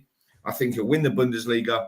He's got a trophy then in his cabinet. Granted, he's got a good fight in the Champions League. They're more than capable of winning the Champions League. Yeah, and he will go, because you look, Chelsea haven't gone all out stupid money for a striker this year either. They've got some young lad called Jackson. Yeah. No, but they got their bloody striker, and he's injured till January. And yes, he did, but they haven't gone out and bought another one. I genuinely believe. And he's not an out-and-out striker anyway. He's a cam. But we know they like paying cams up front because they played Havertz up front all last season. Yeah, but I do. You heard it here. I've said it on Twitter. But I genuinely believe that next summer he's going to have won the Bundesliga, £120 million, and just for the FFP, they'll give him a 6-year contract. And you know what? Just to cover it. The thing is with Harry Kane. This time of the season, I don't think Poch's going to be there. But I still think Harry Kane is still going to be a world-class striker when he's 35, 36. And I'll tell you why. Why? Because he is a better version of Teddy Sheringham. Now, the thing that they got is they got it up there. Yeah. They're always 2 steps ahead. Why? Because they got no bloody legs on them. Yeah. So they have to be 2 steps ahead of it. The way Teddy could ping a pass, he knew what he was doing. And the way he was already playing chess 3 moves ahead of you. Yeah. The way you meant to do it with the tactics. Yeah. He knew what was coming. And Kane, you're going to see him drift back slowly but surely and do a bit of a Rooney. Because Kane is as good a playmaker as anybody in the Premiership was as well. He could pass that, but the only one who could probably pass it better than him and set up a goal better was Kevin De Bruyne. I can't think of anyone else who could do it from the centre better. He was as good as better than Maddison in that aspect. And he's still going to be able to go there because he don't rely on his pace. Yeah. And a striker that relies on their pace, as soon as the pace goes, they go. He don't rely on pace. Exactly. He's still going to be there 5, 6 years. I agree with what you're saying, but I reckon he's going to do 2 years at Munich.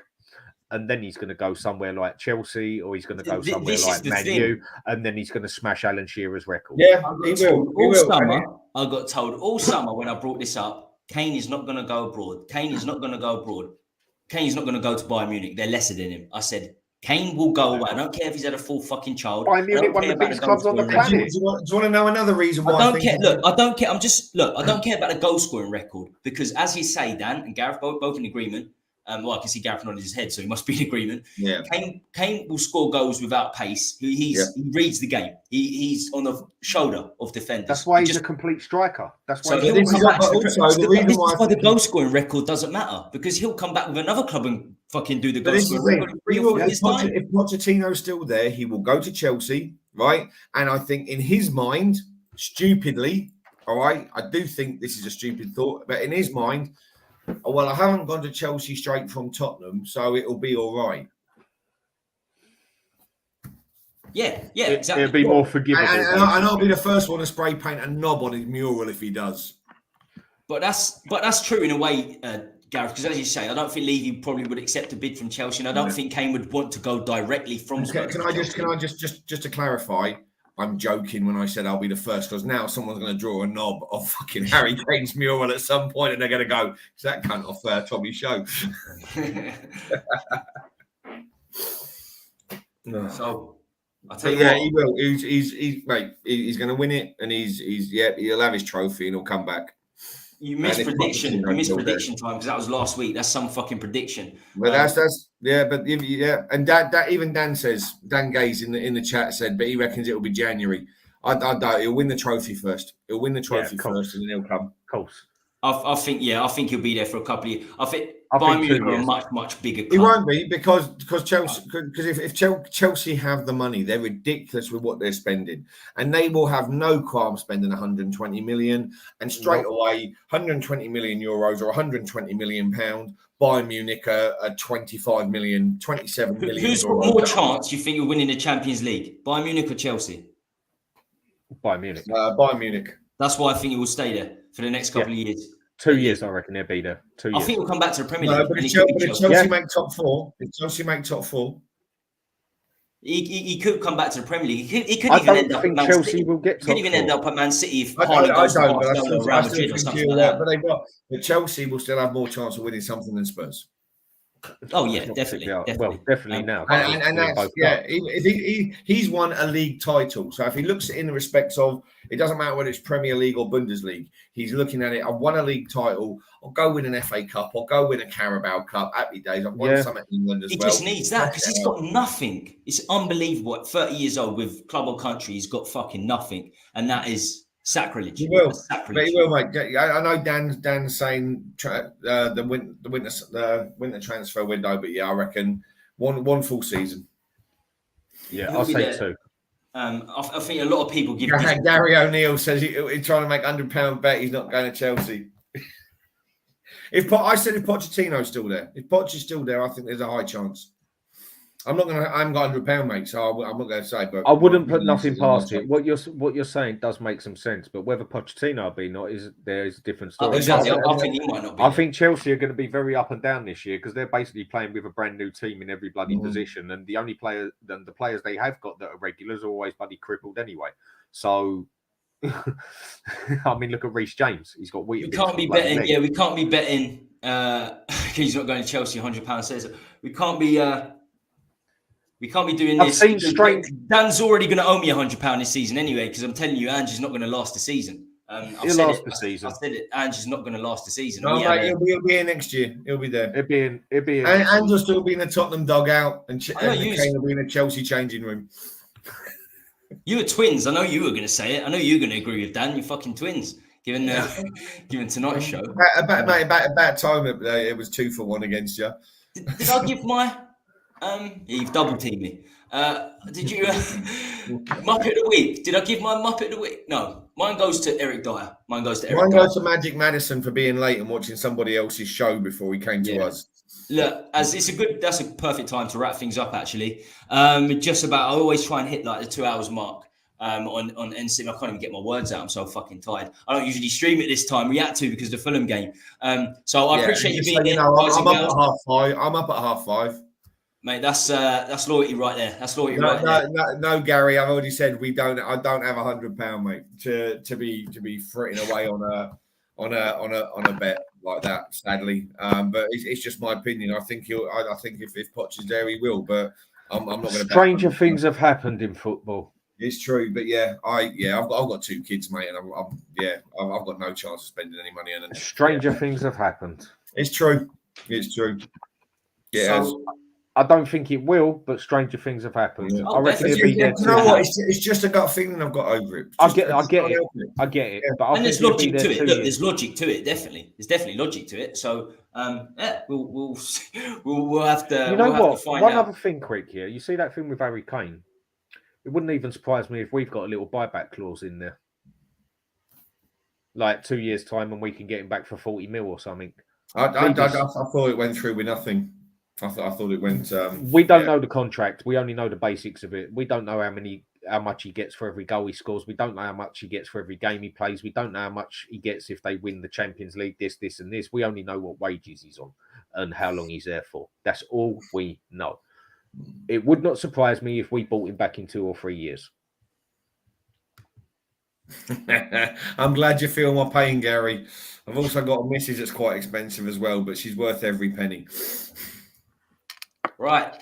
Yes, we are. We are going to wrap things up there. Whether you're watching live or you're watching on the recording, the majority, I'm guessing, we're watching on a recording after things have settled down a little bit, and I'll advertise it better. So regardless of what you're doing, please make sure you smash a like, sub to the channel. We're on the road to 3K, and hit that notification bell. Doing a couple of more shows this week. I'll probably do a solo one Thursday or Friday, and then, as I said earlier, the Australian boys, Spurs Down Under, on a weekend for a reaction to the Burnley game. So make sure you stay tuned. Any plugs, Dan, Mac? Any plugs? No, just some hair ones for you, mate. Right. Yes. So follow Mac on Twitter. Danny, you can see Danny here, there, and everywhere. You can see Gareth here, there, and everywhere. And I'm sure we've had a discussion. Next time, Dan will probably have a Twitter himself. And you'll have to follow his Twitter, because I can tell you there's going to be some trouble. There'll be some trouble if Dan's on Twitter. So I'm sure he'll have that up and running. He'll have that up and running next year. Love a bit of fishing, mate. It can be beautiful, Twitter. If you use it the right way, it can be beautiful. Right. Peace out, everyone. Peace out, everyone. Stay safe, stay strong, stay classy, white. And I tell you what, Delane, he's the Total Hotspur boys. They're going to be doing something on the weekend. So big up, Delane. You joined us very, very late. But, better late than never. Take it easy, everyone. Come on, Spurs. Baked potato. Fucking hell.